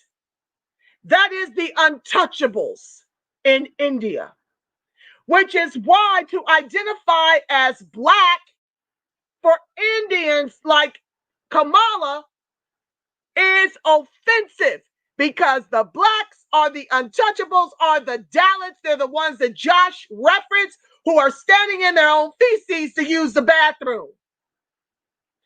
This is happening all over the world where immigration is concerned. And this country has us focused on the poor illegals. Okay? The poor illegals that are picking oranges and stuff. They've got us, our minds conditioned to believe that that's the caliber of Black they're letting into this country. That is not the truth. Many of these Africans descend from slave traders. So their wealth is baked into that. And then they study in London. Those are the kind of Blacks they're bringing in. Those are the kind of East Indian Brahmins that they're bringing in, which is why they've got ADOS, who's got education, but we don't have the money to be American, which is what they're trying to deny us of.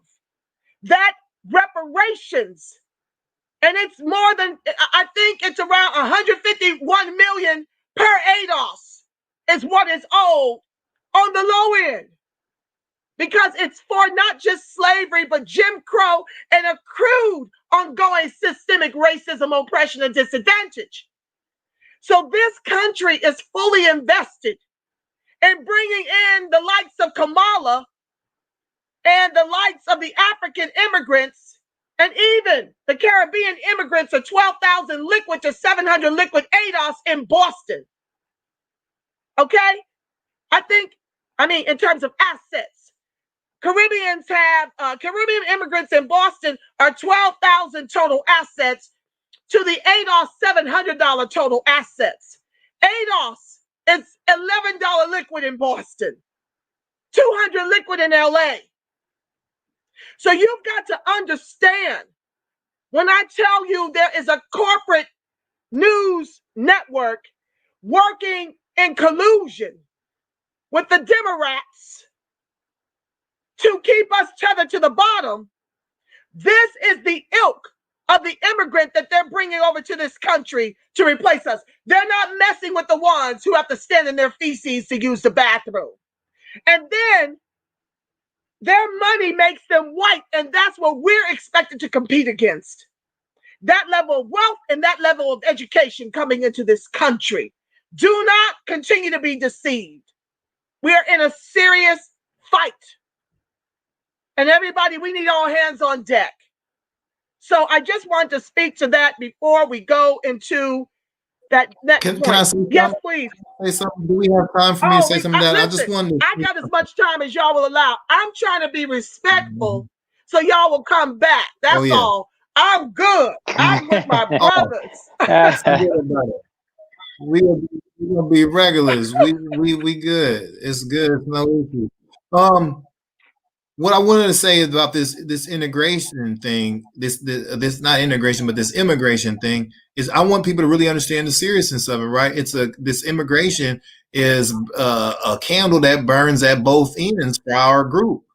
And just like we talk about the simplest of things, like the voting rights that they're trying to give to not only the immigrants, but that came here legally, but even illegal immigrants, they want to just give them the right to vote.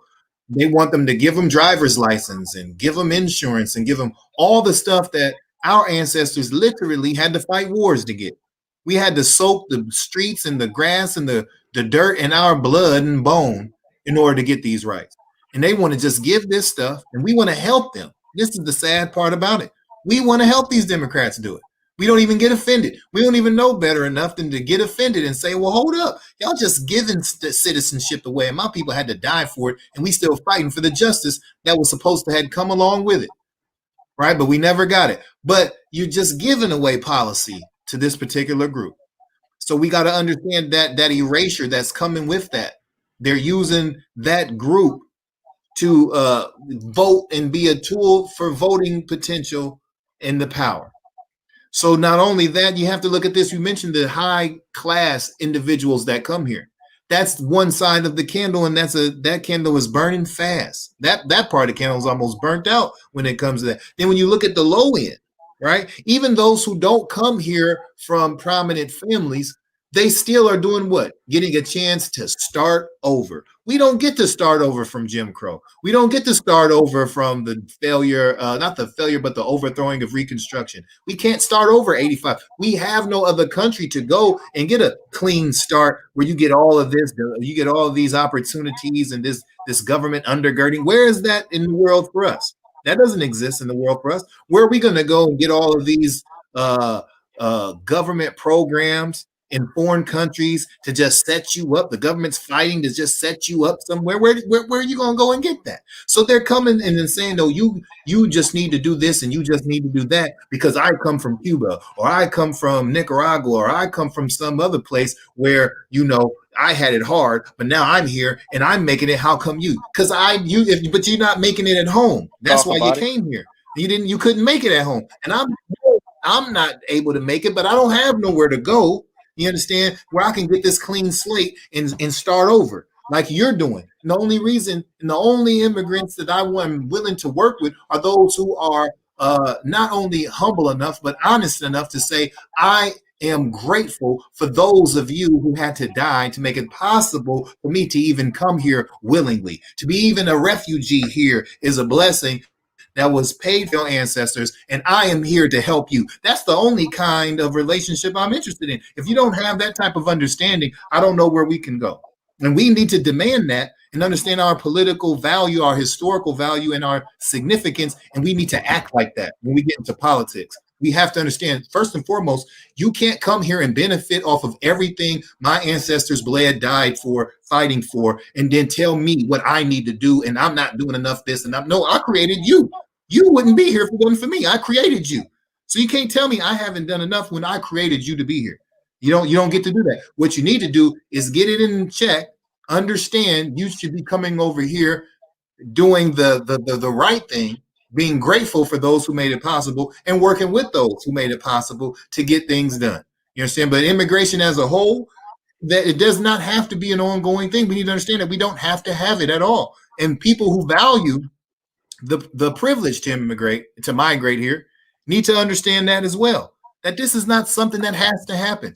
They come here thinking that it's something that it has to happen, but it is a privilege, not a right, to migrate and be accepted into this country. And we have the right. We shouldn't be shamed and called xenophobic for exercising our national right to pick and choose who we want to come into this country.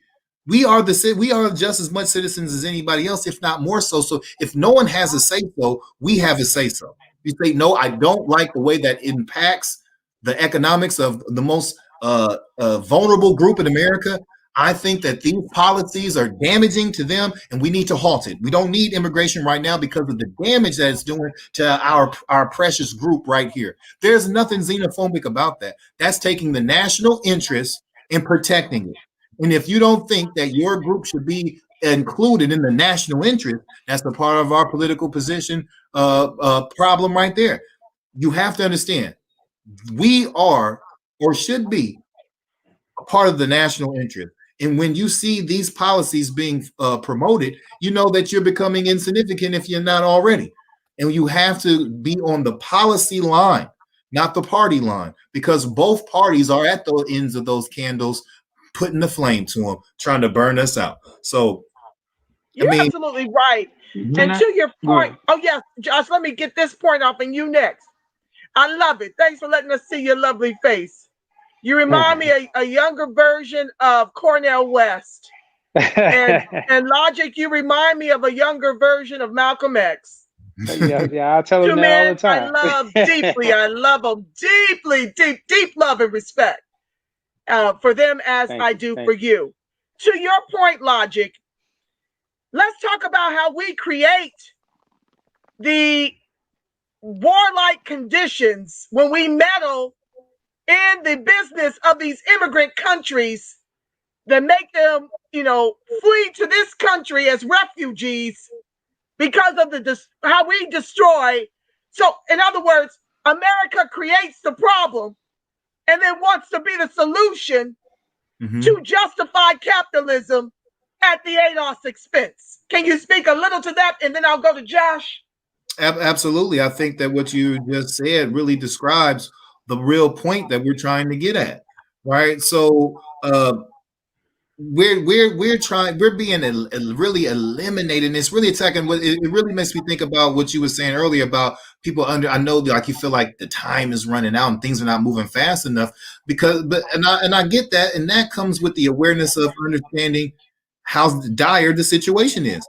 It's just there's not enough people who really get how serious this issue is and how serious things are. And I think that's our work, is educating people as many as we can. And going back to Josh's point, I think that it's as a political advocate and someone who's fighting to increase the plight, I think it's irresponsible to not try to take that message to as many people that it can reach and help delivering that message as far as it can be extended. We talked about the numbers to the 20,000 to the 20 million to the 35 million of us that we need to infect. And not only that, national support at large is at jeopardy, right? Is what we need. So our educators and our leaders, I think us as a people, we need to demand more from them. We need to demand more from the leadership and the educators. The educators they can't be selfish. We need this vital information to touch as many hearts and minds as possible. So it's a burden when you're in this position, because you have to serve and you have to serve the people, right? So, but we need this education. We need it. And those of us who have that knowledge have to be demanded to educate. We can't just think about Martin Luther King. If he said, you know what, I'm only going to give this message that I have about advancement, about inclusion, about integration to the members of my church. If he just kept it confined to his church, what would have happened, right? If Malcolm, who we spoke of, just kept it confined to his mosque, what would have happened? No, but these brothers, not only them, but Philip A. Randolph and Palmer and all of our historic leaders, they had to be wherever the people were. So if the people are listening to the Breakfast Club, we need to find a way to get our message onto the Breakfast Club. If the people are listening to CNN, we need to find a way to get on CNN and MSNBC and Fox. Our message is so important. We can't allow for it to not be heard everywhere. It has to be everywhere.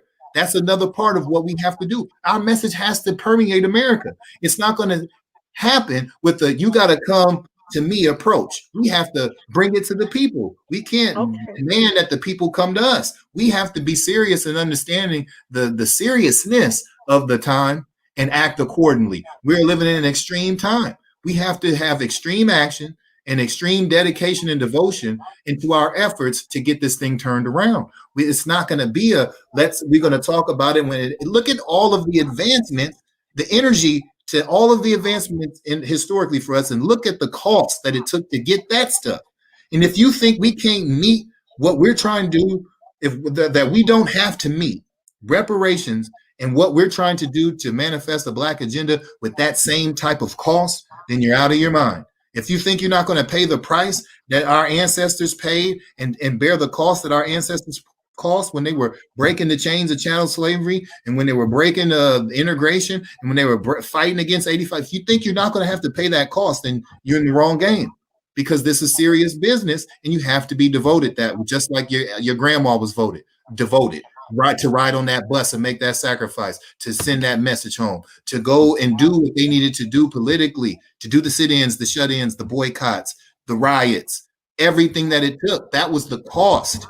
And that's the cost of transformation. It's not going to come with no bumps, bruises, and oftentimes literal bumps and bruises and cuts and scrapes. This is our life that we fighting for here in America. So you got to understand the political aspect, and the political action aspect is going to cost you something. You got to ask yourself, when we're thinking about solutions, what am I willing to sacrifice, and how much skin am I willing to lose in the game? Because that some of us are going to lose something. We all going to lose something fighting for this thing. That's something that we have to swallow and digest and act on. So that's what I got to say about that. Thank you so much. That was rich. Josh, let's hear from you, my brother. You've been patiently waiting. Yeah. Well, I just wanted to say a couple of things, and we trying to move on, but that this immigration piece just gotta be, we gotta go in thoroughly. I love it. We gotta Bring go in it. proper. But one thing that's interesting is, the push for immigration I feel is not an organic push. Like, it's not a grassroots push. It's not a push that the people are demanding, because you would think that the majority of people that are making that would be favorable to immigration would be immigrants, but what we're finding out, and we found, what we saw in this past election is, nah, you can't, we didn't see that. We didn't see that. Like, the people who are like many of the Latinos were feverishly against immigration. Like, they were saying, "No, we don't want." I mean, if you think about it, why would you want, if you're like a few generations in and you're trying to be on the come up, why would you want somebody to come in and undercut the labor supply for your work? Why would you want somebody to come in and undercut your wages? Why would you want somebody to come in and undercut your ability to be in a union? Why would you want people to come in and be able to see? Let's break this down. A lot, in DC, you have, it's a lot of ADOS people, and little handyman jobs and small paint contracts and things like that under the table work. Those, just a lot of ADOS people that they used to get all that work, right? And then, of course, you see like Latinos come in, and they're probably illegal immigrants, or whatever the case. You need some furniture moved, or whatever the case may be. Go to the 7-Eleven and get you a couple illegal immigrants or whatever, and then they go and do the work. But and the point we were making, well, people were saying, well, black folks don't want to do that work, or black folks don't do a good job. But let's think about this thing, right? When you come to a country where you cannot even speak the language, you didn't get that, you didn't go to school here, you probably don't have a college degree, you probably don't have a lot of things, right? So you're kind of forced to work a certain type of job. And when you bring a large amount of people from that particular group into a country, they're going to be kind of, their ceiling is going to, and they're going to be kind of like quarantined to only work in a certain amount of industries, whether it be like your hospitality, your construction, and things like that, home repair, or whatever the case may be, construction and repair and handyman type work. Well, if that's the only industries you can do, mechanic, I mean, you're going to have a large supply of skilled, or semi-skilled labor in those spaces. And what is that going to do? Of course, if they're not citizens, they're not going to be charging the right prices. And the reason why is because a lot of times they may not even be looking to, they're looking to stay here, but like, man, I'm sending money home. I might have children at home, I have family, I need to send some money home. They don't mind. And this is not a trope. And this is not and I want people to understand that when we're talking about this, we're talking about the policy that created this. We're not talking about the individual, but we're not beating up any individual, because if our situation was different, if we was over there, we'd be trying to get into America too. But the reality is, countries have borders, and you over there, if you over there and you're having a hard time, guess what? We having a hard time over here too. We've been through hundreds of years of slavery, and we owe $1 trillion debt for building the richest country in the world. So that's different. It's a difference. And I'm sorry, but you're going to have to stay over there, because you coming over here illegally is adverse to my well-being and my group's well-being. And that's just what it has to be. But, when people, again, when we look at those people that are working in those fields. Yeah, that's the only field. If black folks only could be like three things, because we didn't speak the language, because we couldn't get employment, because we didn't have citizenship and all this kind of stuff, we would be the best at everything. And guess what? That's why we the best at entertainment. That's why we the best. That's one of the reasons why we the best at entertainment. That's one of the reasons why we the best at sports. Because really, you know, there used to be only a few industries where we really had a chance to make it in, right? So that's why we ended up being the best on those, because we had the most amount of people focused on that, and we put our attention on that, on those industries. And you know, I wanted to say too about that those people. Let me tell you something. Those a lot of times, those people are not the ones who are pushing for it. So you have to ask yourself, if immigrants don't even want immigration, what do we want it for, and why are we defending it, and why are Democrats the ones pushing for it? And that's something we have to address. That's something that has to be addressed, and we got to have that in the conversation when we're talking to our mama, our auntie, or whoever in those generations. And that's another thing we need to have. See, I feel like our group of people, our age group of people, that's in between, you know, our some of the Gen Xers and the millennials, Gen Y, whatever the case may be, we may see it. But I feel like it's the boomers and it's the other generation that's coming, the younger generation. They kind of get infused with a lot of this raceless type of stuff. We're gonna have to have conversations with them too, to allow them to see things from this ADOS perspective. So I don't know I wanted to say this too, is to the children. I don't know what you're doing with children, but we cannot allow the children to see things from this raceless perspective, because it's not like this thing is going away. It's not like we're on upward mobility, or we're trending up. We're trending down exponentially fast. And the message of, hey, look, you know, there's nothing wrong with this. Not about the people, but it's political. The political position you need to have is you need to be self-interested. You know, you don't, yeah, have friends and do all that kind of stuff. But when it comes to making alignments politically, you don't have you know, you got to make sure your agenda is adhered to first. Absolutely, and to your point, Josh, what is happening to us is what happened to white folks post our emancipation. We were weaponized against white people when we migrated to the west and the north and the east from the south. Mm-hmm. They used ADOS to suppress the wages of white folks during our great migration. Mm.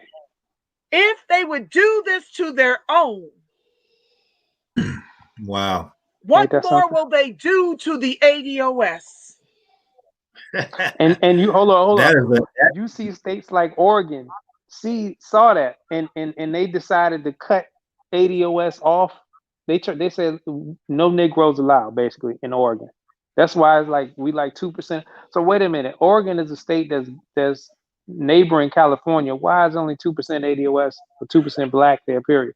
It's because Oregon saw that they're gonna bring companies to come. There's gonna be hiring discrimination. There's gonna be wage discrimination, but they're gonna bring this Negro labor here, undercut everything, and that's why you think the Ku Klux Klan is only in the Deep South. Go to Oregon too.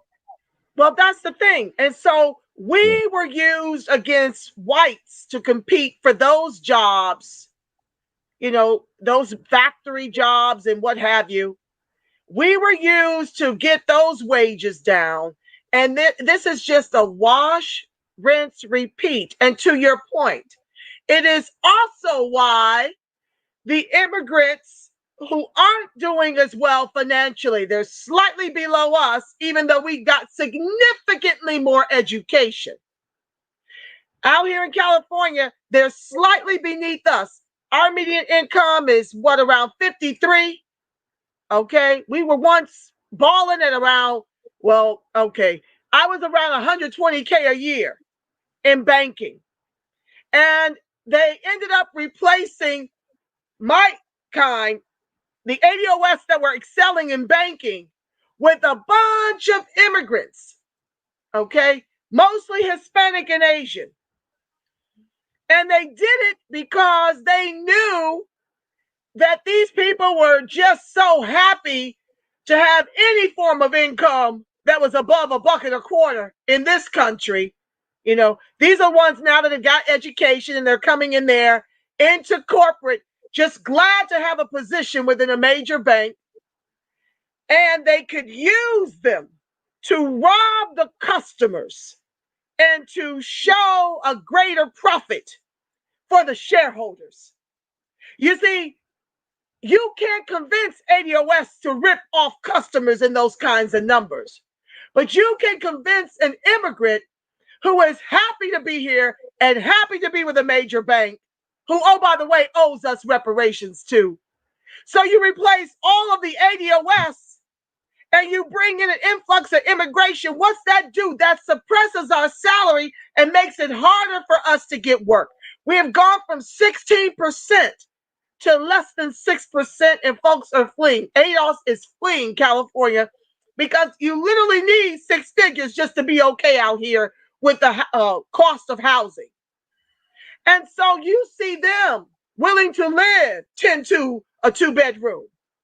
That's not what ADOS knows, because we work to keep up with what to expect as an American. You know, a house with a couple of cars and the white picket fence. That's our level, because that was the level we were able to play on when affirmative action actually benefited us. So when you say that immigrants don't want any more immigration, you're absolutely right. They don't want this new influx of poor immigrants in this country to do what? Drive their wages down. You hit on it. That's exactly right. There was another point I wanted to make, but Logic, weigh in while I think of that point. Yeah. And like he said, right? So when first of all, that point that you brought out, that's powerful. Everybody needs to take that and throw that in their little tool chest and say, this is a trick out of a very old playbook.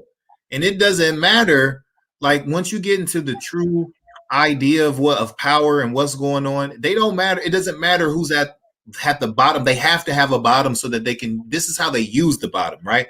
They decided that we were going to be the bottom. But this is how they use whoever they want their new bottom or their new people that they're going to use to be. They just use it the same way. So we're going to depress the value of labor so that we can kind of undercut the middle class, who's ever in the middle. We're going to bring in a new bottom to depress the value of those jobs so that the corporate structure, who a capitalist at heart always is looking for a way to cut labor costs and increase profit yield. That's his whole mentality. That's his whole reason he exists, is to try to find a way to cut labor costs and increase profit, right? So they take that. They don't care who it is, and they work. That's why a corporate political captured person is so hard, because they're a capitalist, and all their policies are going to be very capitalistic because those are the people that they work for. So now you got to know you're being used by a capitalist, and this is how they're going to use you. They're going to, and then now you'll see, oh, that's we can see what they're doing with the immigrants, right? Because they did it to us. Y'all ain't going to go through that. We did that already. They used us to do that, and then, bam, it's all in the effort to gain profits for corporations and things of that nature. So we have to understand the game that's being played, and that was an amazing insight that you brought to that, and people need to see that. So. Absolutely, they do. And you also have to understand that this is why we don't have a CBC that's working for us anymore. You're talking 70 million immigrants in this country to 35 million ADOS. We might be around 37 or 39 with Black immigration.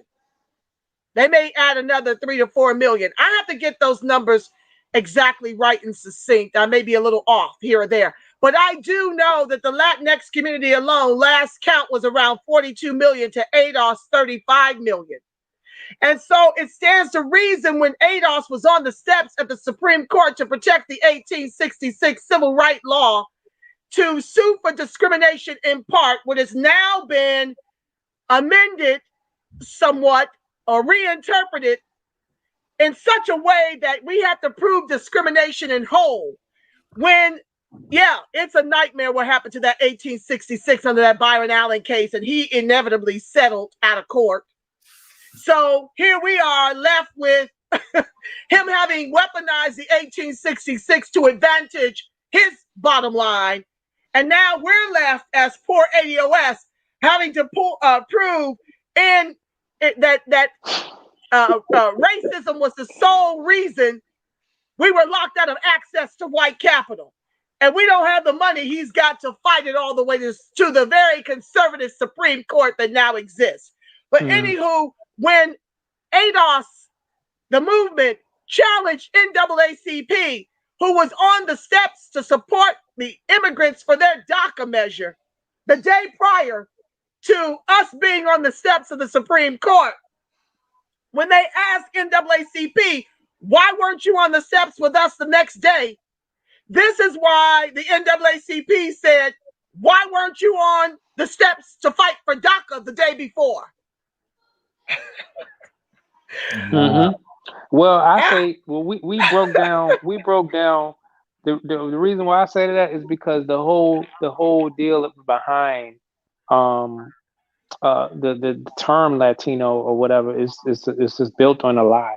You know, it's just a category they created to group everybody so they can try to understand behavior of a certain amount of people, and so they can try to craft political strategy around how to get them to take a certain action behind, you know, as far as voting and all that kind of stuff, so they can understand. But it really didn't have anything to do with trying to equate them to a group like you want to equate ADOS, because, you know, we are actually a block. You look at it, you can predict how we're going to vote. We vote Democrat predominantly everywhere we are, you know. All of us are coming from one country. All of us have one lineage, coming from, you know, being in the country for centuries and coming through slavery and fighting through certain generations of oppressive policy. Like we are actually a block. We are actually a group. Whereas when you say Latino, okay, let me give you an example. ADOS, American Descendants of Slavery. The country is American.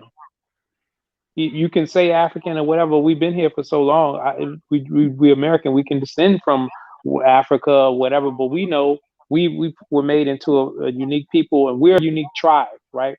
Now, if we say we're a tribe, now tell me what tribe. What is a Latino tribe? See, when you even say Latino, you're not even getting to tribe. You're gonna have to get to. First, you got to go to like country, you know. Oh, you can say they're in different continents. Then you go to countries. Then you might be able to get down to some tribes. If then you might have to go.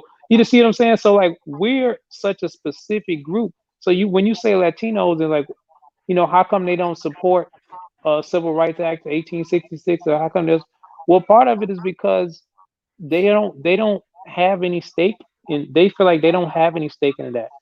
They feel like they don't have any stake in that. They just only have a stake in using whatever they can to. And I'm not saying, when I say they, I'm talking about them, the individual groups, like your Cuban Americans in Florida. You know what I mean? Your fourth generation or fifth or sixth generation Mexican American descendants, right? These are all different groups. Your first generation your first generation legal immigrants who DACA recipients or whatever the case may be. All these people vote differently because they have different experiences, and they want to use the ability they can from the civil rights fight for their individual political advantages. You can't put all of those and aggregate them under Latino, and that's why we said on our program, like I think it was June, ADOS is the largest group in America. We say we're the largest group in America. Now, if you break it down technically, they say German Americans, it's like 41 million and 38 million ADOS or whatever. But you know, I don't know anybody that's operating and moving like a German American. Like, you tell me how a German American votes. Tell me how a German American, what policies are they for? You can't identify them as a block. You just kind of identify them along with the rest of the white group, which is interesting, right? But when you think about ADOS, you know how we gonna move. You know what our specific gripes are in America. You know how we're gonna vote, and that's so there's that. Yeah, and that what you made a good point too about the Civil Rights Act of 1866, right? So one thing that is important is that about the education pieces, because when you say they said like y'all wasn't there for us for DACA, we're not there for the 1866 Civil Rights Act. Well, that's foolish, right? Because you got to understand that DACA don't do nothing for me, but the Civil Rights Act does do something for you. Silly. So I'm not with you on DACA because DACA ain't got nothing to do with me. You made sure it didn't. Exactly. But you should have been there for the Civil Rights Act, not for me, but for your own silly self, because that's civil rights, because we created civil rights language in this country. Those are your civil rights as well. They're not just ours. We gave civil rights to the country, and we gave the civil rights that you have and that are in jeopardy as well. We gave them to you. So that's why you should be out there, and not me. This ain't got nothing to do with me. You should have been out there to protect that right and that constitutional right. That's why you should have been out there. And that's how we have to talk to these people, because too many people are doing politics based on how they feel personally and not even really thinking about the business aspect of what we're trying to get done here. And when we talk about the national interest and us as a national interest, and we talk about the national issue of immigration, we have to think like a group, like Josh just explained. We know who we are. We know how we vote. We have the data that supports that. So we have to be towing that policy line again, because these things affect us. They affect us whether you're a Republican. They affect you whether you're a Democrat. The impact impacts us all. So we have to understand that. And before I have to sign off real quick, I just want to also say we have to also always look out for this type of activity, and it happens in our politics. We oftentimes, right, when we're being very serious, we have those who want to be off message and bring confusion. I just want, and it happens every time. I want you to be able to see it, and we know how to look out for it. In the chat, this is what you have. You'll have a Reese Anderson. While we're talking about all these politically important things, he'll come up and say something out of the blue, some real silliness like, "Don't y'all know Caribbeans created hip hop?" Why would that comment even be made in a discussion like this? This makes absolutely no sense. Now, we don't even care to trivialize at this moment whether that statement's correct or not, but we just want to speak to the foolishness and the out of placeness of such a comment in the midst of all this political discussion.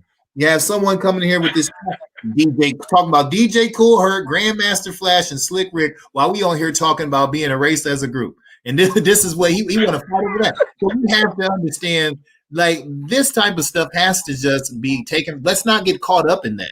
This is an energy vampire just come to waste time. We have to be able to identify that, be like, I ain't got time to waste on that. And let's go educate to those who are desirous of education and start working our base and working our plan and planning our work, you know. So I just wanted to leave on that note. I thought it was Thank you. Thanks for having me as a guest, as our freedom. I'm gonna let you both go. I'm gonna let you both go because I could talk to you brothers forever. Yeah. This has been rich. I did want two quick points. We are the immigrants' reparations. Facts. That's the point.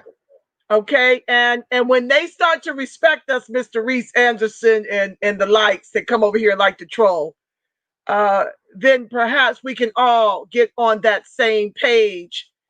And there was one more thought I had. My God, it just left me. We'll visit it another time. You guys have been so extremely gracious. I will visit the comments. If you guys get a chance to go over to Friends of ADOS TV and Facebook or on YouTube and respond, that would be so helpful because I can't get to all the comments. I want to thank you guys so much for being my brothers. And Just this has been rich, and I pray we can do it again sooner than later. We will. We'll be regulars. We're gonna be regulars. I pray so. I need y'all. This is rich. Thank you so much, guys. I'm going to bid you guys good night and then button out with the rest of the show. Okay. Appreciate you, family. I appreciate you. Thank you.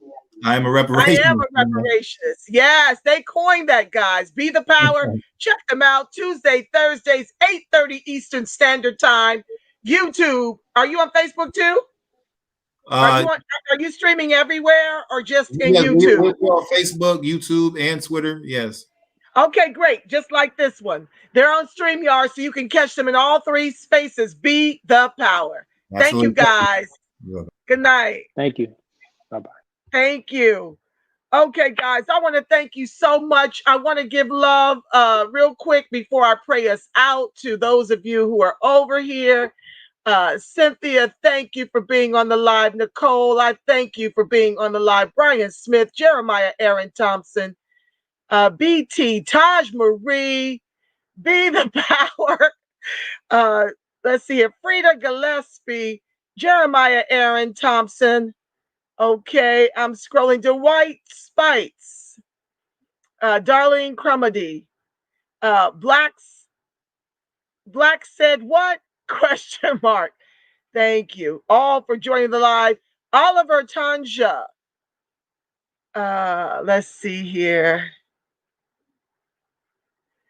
I think I've got everyone that's chat. I'm just scrolling quickly, guys. I don't like to leave you guys out. You guys said so much rich stuff. I'm going to visit the comments at a later time just to get you out. Akila McRoy. Even troublemaker Reese Anderson. I'll read your comments and respond. C. Ruffin. Okay, if I missed your name, I was going quickly, but I want to thank you all for tuning in. This has been such a rich discussion. Please share it. Please go to my YouTube, like, subscribe, share. That gets the algorithms up so more people can tune in. If you feel so compelled, please visit my PayPal me at Friends of ADOS TV to donate. Thank you to my donors to date. I greatly appreciate you. It's enabled me to do this on a higher level. I just bought a new laptop. I hope the buffering was mitigated as a result. And I just want you guys to know, ADOS Rising, thank you for being in the building. Listen, I want you to know you're the wind beneath my wings. You help keep me inspired to continue to do this extraordinary work to educate ADOS to come to understand why we must move as a block and why the reparations are owed. Stephen Boykin, thank you for, or Stefan Boykin, thank you for joining the live. I want to say a prayer of protection, because it gives me peace of mind to remind you of who you are before you start your work week. I look forward to seeing you again on Tuesday. I have to decide what that topic is going to be. I'll be advertising it. But with that said, family, I do want to pray that the light of God surrounds us. Riri Brown, I see you, my love. I am a reparationist. The love of God enfolds us. The power of God protects us, and the presence of God watches over us. Wherever ADOS and its allies are, God truly is, because guess what, family? You are the face of God. You are the voice of God. You are the body temple of the Spirit of the living God. With that said, family, you go out here in these streets and know who you are. Each one, teach one, reach for one. We especially need our woke boomers, our woke Gen Xers, our woke millennials, and we also need to fold in the Gen Z generation and teach them about who they are, the truth of who they are, the truth of the DNA that wires and animates their bodies is from the rich ilk of our ancestors who built all the wealth that all these groups eat from. It's time for us to be self-interested. We are at DEFCON 4. We are at George Floyd 846. Everybody can be a part of this movement by continuing to spread these teachings and these channels in the new Black media. With that said, family, you make it a beautiful, God-inspired rest of your evening and work week. I'll see you Tuesday on the Friends of ADOS TV channel. I love you, Black. I love you strong. Ciao for now, family. Peace.